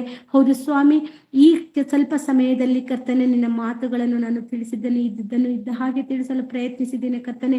ಪ್ರತಿಯೊಬ್ಬರು ತನ್ನ ನಡತೆಯನ್ನು ನಾವು ಬದಲಾಯಿಸಿಕೊಂಡು ದೇವರಿಗೆ ಮೆಚ್ಚುಗೆಯಾಗಿ, ನಿರ್ದೋಷಿಯಾಗಿ, ಯಥಾರ್ಥರಾಗಿ ಬದುಕಬೇಕು ಎಂಬುದು ದೇವರ ಸಂಕಲ್ಪ ಕರ್ತನೆ. ಆದ ನಿನ್ನ ಸಂಕಲ್ಪವನ್ನು ನೆರವೇರಿಸಲು ನಾವು ಪ್ರತಿನಿತ್ಯವೂ ಒಂದೊಂದು ನಮ್ಮ ಬದುಕಿನಲ್ಲಿರುವಂತ ಯಾವುದೇ ಒಂದು ಪೂರ್ವ ಸ್ವಭಾವ ಇದ್ರು ಅದನ್ನು ದೇವರ ವಾಕ್ಯದ ಮೂಲಕ ತೆಗೆದು ಹಾಕಲು ಪ್ರಯತ್ನಿಸುತ್ತಿರುವ ನಮ್ಮ ಮಕ್ಕಳನ್ನು, ನಮ್ಮೆಲ್ಲರನ್ನು ನೀನು ಆಶೀರ್ವದಿಸು, ಬಲಪಡಿಸು. ಬಂದಿರುವ ಎಲ್ಲಾ ಮಕ್ಕಳನ್ನು ಕನಿಕರಿಸು ಕರ್ತನೆ. ಅವರು ನಿಮಗೆ ಮೆಚ್ಚುಗೆಯಾಗಿ, ನಿಮಗೆ ಉಪಯುಕ್ತವಾಗಿ ಪಾತ್ರ ಆಗುವಂತೆ ಪ್ರತಿಯೊಬ್ಬರನ್ನು ಆಶೀರ್ವದಿಸು, ಬಲಪಡಿಸು. ಒಳ್ಳೆಯ ಆರೋಗ್ಯವನ್ನು ಒಂದಿಗೆ ಜೊತೆಗೆ ಆತ್ಮಿಕ ಜೀವನದಲ್ಲಿ ದಿನ ದಿನವೂ ಅಭಿವೃದ್ಧಿ ಹೊಂದುತ್ತಾ ಭಕ್ತಿಯ ಮಾರ್ಗದಲ್ಲಿ ನಡೆಯುತ್ತಾ ನಿನ್ನನ್ನು ಮೆಚ್ಚಿಸುವ ಮಕ್ಕಳಾಗುವಂತೆ ಸಹಾಯ ಮಾಡು ಕರ್ತನೆ. ಅಪ್ಪ, ಎಲ್ಲಾ ದೇವ ಸೇವಕರನ್ನು ಈ ಸಮಯದಲ್ಲಿ ನೆನೆಸಿಕೊಳ್ಳುತ್ತೇನೆ. ಪ್ರತಿ ಒಬ್ಬೊಬ್ಬರನ್ನು ಕರ್ತನೆ ಆಶೀರ್ವದಿಸು, ಬಲಪಡಿಸು. ಅವರ ಕುಟುಂಬವನ್ನು ಹೆಸರಿಂದ ಆಶೀರ್ವದಿಸು ಕರ್ತನೆ. ಅದೇ ರೀತಿ ರಾಮಣ್ಣರನ್ನು, ಅವರ ಕುಟುಂಬವನ್ನು ಸಹ ನೆನೆಸಿಕೊಳ್ಳುತ್ತಿದ್ದೇನಪ್ಪ. ಅದೇ ರೀತಿಯಾಗಿ ಅವರಿಗೆ ಬರಬೇಕಾದ ಎಲ್ಲವನ್ನು ನೀನು ದಯಪಾಲಿಸಿ ಅವರ ಕೊರತೆಯನ್ನು ನೀಗಿಸು ಕರ್ತನೆ. ಅದೇ ರೀತಿಯಾಗಿ ಈ ತಿಂಗಳಲ್ಲಿ ಮತ್ತು ಮುಂದಿನ ತಿಂಗಳಲ್ಲಿ ಡಿಸೆಂಬರ್ 1ನೇ ತಾರೀಕಿಂದ 25ನೇ ತಾರೀಕುವರೆಗೆ ಎಡೆಬಿಡದೆ ಕರ್ತನೆ ಎಲ್ಲಾ ಕಡೆಯಲ್ಲೂ ಕರ್ನಾಟಕದ ಮೂಲೆ ಮೂಲೆಯಲ್ಲಿ ಸುವಾರ್ತೆ ಕೂಟಗಳನ್ನು ಇಟ್ಕೊಂಡಿದ್ದಾರಪ್ಪ ದೇವರೇ. ನಿನ್ನ ನಾಮವನ್ನು ಮಹಿಮೆ ಪಡಿಸುವುದಕ್ಕಾಗಿ ಇಟ್ಟುಕೊಂಡಿರುವಂತ ಈ ಕೂಟಗಳಲ್ಲಿ ಪ್ರತಿಯೊಂದು ಕೂಟಗಳನ್ನು ಆಶೀರ್ವದಿಸು, ಬಲಗೊಳಿಸು. ಅದಕ್ಕೆ ಯಾವುದೇ ಆಪತ್ತು ವಿಪತ್ತು ಬರದ ಹಾಗೆ ಒಳ್ಳೆ ರೀತಿಯಿಂದ ಕೂಟಗಳು ನಡೆಯುವ ಹಾಗೆ ಎಲ್ಲ ಒಂದು ಒಳ್ಳೆ ವಾತಾವರಣವನ್ನು ಸೃಷ್ಟಿಸಿ, ಅದೇ ರೀತಿಯಾಗಿ ಎಲ್ಲರಲ್ಲೂ ಕರ್ತನೆ ಬದಲಾವಣೆಯನ್ನು ಕೊಟ್ಟು ನಿಜವಾದ ದೇವರಾದ ನಿನ್ನನ್ನು ಸತ್ಯ ರೂಪದಿಂದ ಸತ್ಯಕ್ಕೆ ತಕ್ಕ ಹಾಗೆ ಆರಾಧಿಸುವಂತೆ ಪ್ರತಿಯೊಬ್ಬರನ್ನು ಎಚ್ಚರಿಸಬೇಕೆಂದು ಅಪ್ಪ, ಮತ್ತೆ ಎಲ್ಲರೂ ಸಹ ನಿನ್ನ ಮಾರ್ಗದಲ್ಲಿ ದೃಢವಾಗಬೇಕೆಂದು ಪ್ರಾರ್ಥಿಸುತ್ತಾ, ಅದೇ ರೀತಿಯಾಗಿ ಅನಾರೋಗ್ಯದಲ್ಲಿ ಇದ್ದರೆ ಯಾರಾದರೂ ಕೂಟದಲ್ಲಿರುವಂತ, ಯಾರಾದರೂ ಈ ಸಭೆಯಲ್ಲಿ ಇರುವಂತ ಯಾರಾದರೂ ಅನಾರೋಗ್ಯದ ಸ್ಥಿತಿಯಲ್ಲಿದ್ದರೆ ಅವರನ್ನು ಮುಟ್ಟಿ ಬಲಪಡಿಸುತ್ತಂದೆ. ಇನ್ನೊಂದು ಕಾಲಾವಕಾಶವನ್ನು ಕೊಟ್ಟು ನಮ್ಮನ್ನು ಮನ್ನಿಸು ಕರ್ತನೆ. ನೀನು ಕೊಡುತ್ತಿರುವ ಮಹಾಕೃಪೆಗಾಗಿ, ನೀವು ಕೊಟ್ಟ ಅವಕಾಶಕ್ಕಾಗಿ ಸ್ತೋತ್ರ ಮಾಡುತ್ತಾ, ಈ ಎಲ್ಲ ಪ್ರಾರ್ಥನೆ ವಿಜ್ಞಾಪನೆಯನ್ನು ಕೇಳಿದ್ದಕ್ಕಾಗಿ, ಮಕ್ಕಳಲ್ಲಿ ಬದಲಾವಣೆ ತರುತ್ತಿರುವುದಕ್ಕಾಗಿ, ನಮ್ಮನ್ನು ನಿನ್ನ ಸವಾಸದಲ್ಲಿ ಇಟ್ಟಿದ್ದಕ್ಕಾಗಿ ನಿನಗೆ ಕೃತಜ್ಞತೆ ಹೇಳುತ್ತಾ ಈ ಚಿಕ್ಕ ಪ್ರಾರ್ಥನೆಯನ್ನು ಯೇಸು ಕ್ರಿಸ್ತರ ಮುದ್ದಾದ ನಾಮದಲ್ಲಿ ಬೇಡಿ ಬಂದಿರುವೆ ನನ್ನ ತಂದೆಯೇ. ತಂದೆಯಾದ ದೇವರ ಪ್ರೀತಿಯು, ಯೇಸು ಕ್ರಿಸ್ತರ ಕೃಪೆಯು, ಪವಿತ್ರಾತ್ಮ ದೇವರ ಅನನ್ಯ ಸಹವಾಸವು ಎಂದು ಕೊನೆಯ ತನಕವೂ ಯೇಸು ಕ್ರಿಸ್ತರ ಎರಡನೇ ಬರೋಣದವರೆಗೂ ನಮ್ಮೆಲ್ಲರಲ್ಲಿಯೂ ಸದಾ ನಿತ್ಯವೂ ಇರಲಿ ಸ್ವಾಮಿ. ಆಮೇನ್. ಆಮೇನ್. ಎಲ್ಲರಿಗೂ ಎಲ್ಲರಿಗೂ ಯೇಸು ಕ್ರಿಸ್ತನ ನಾಮದಿಂದ ವಂದನೆಗಳು.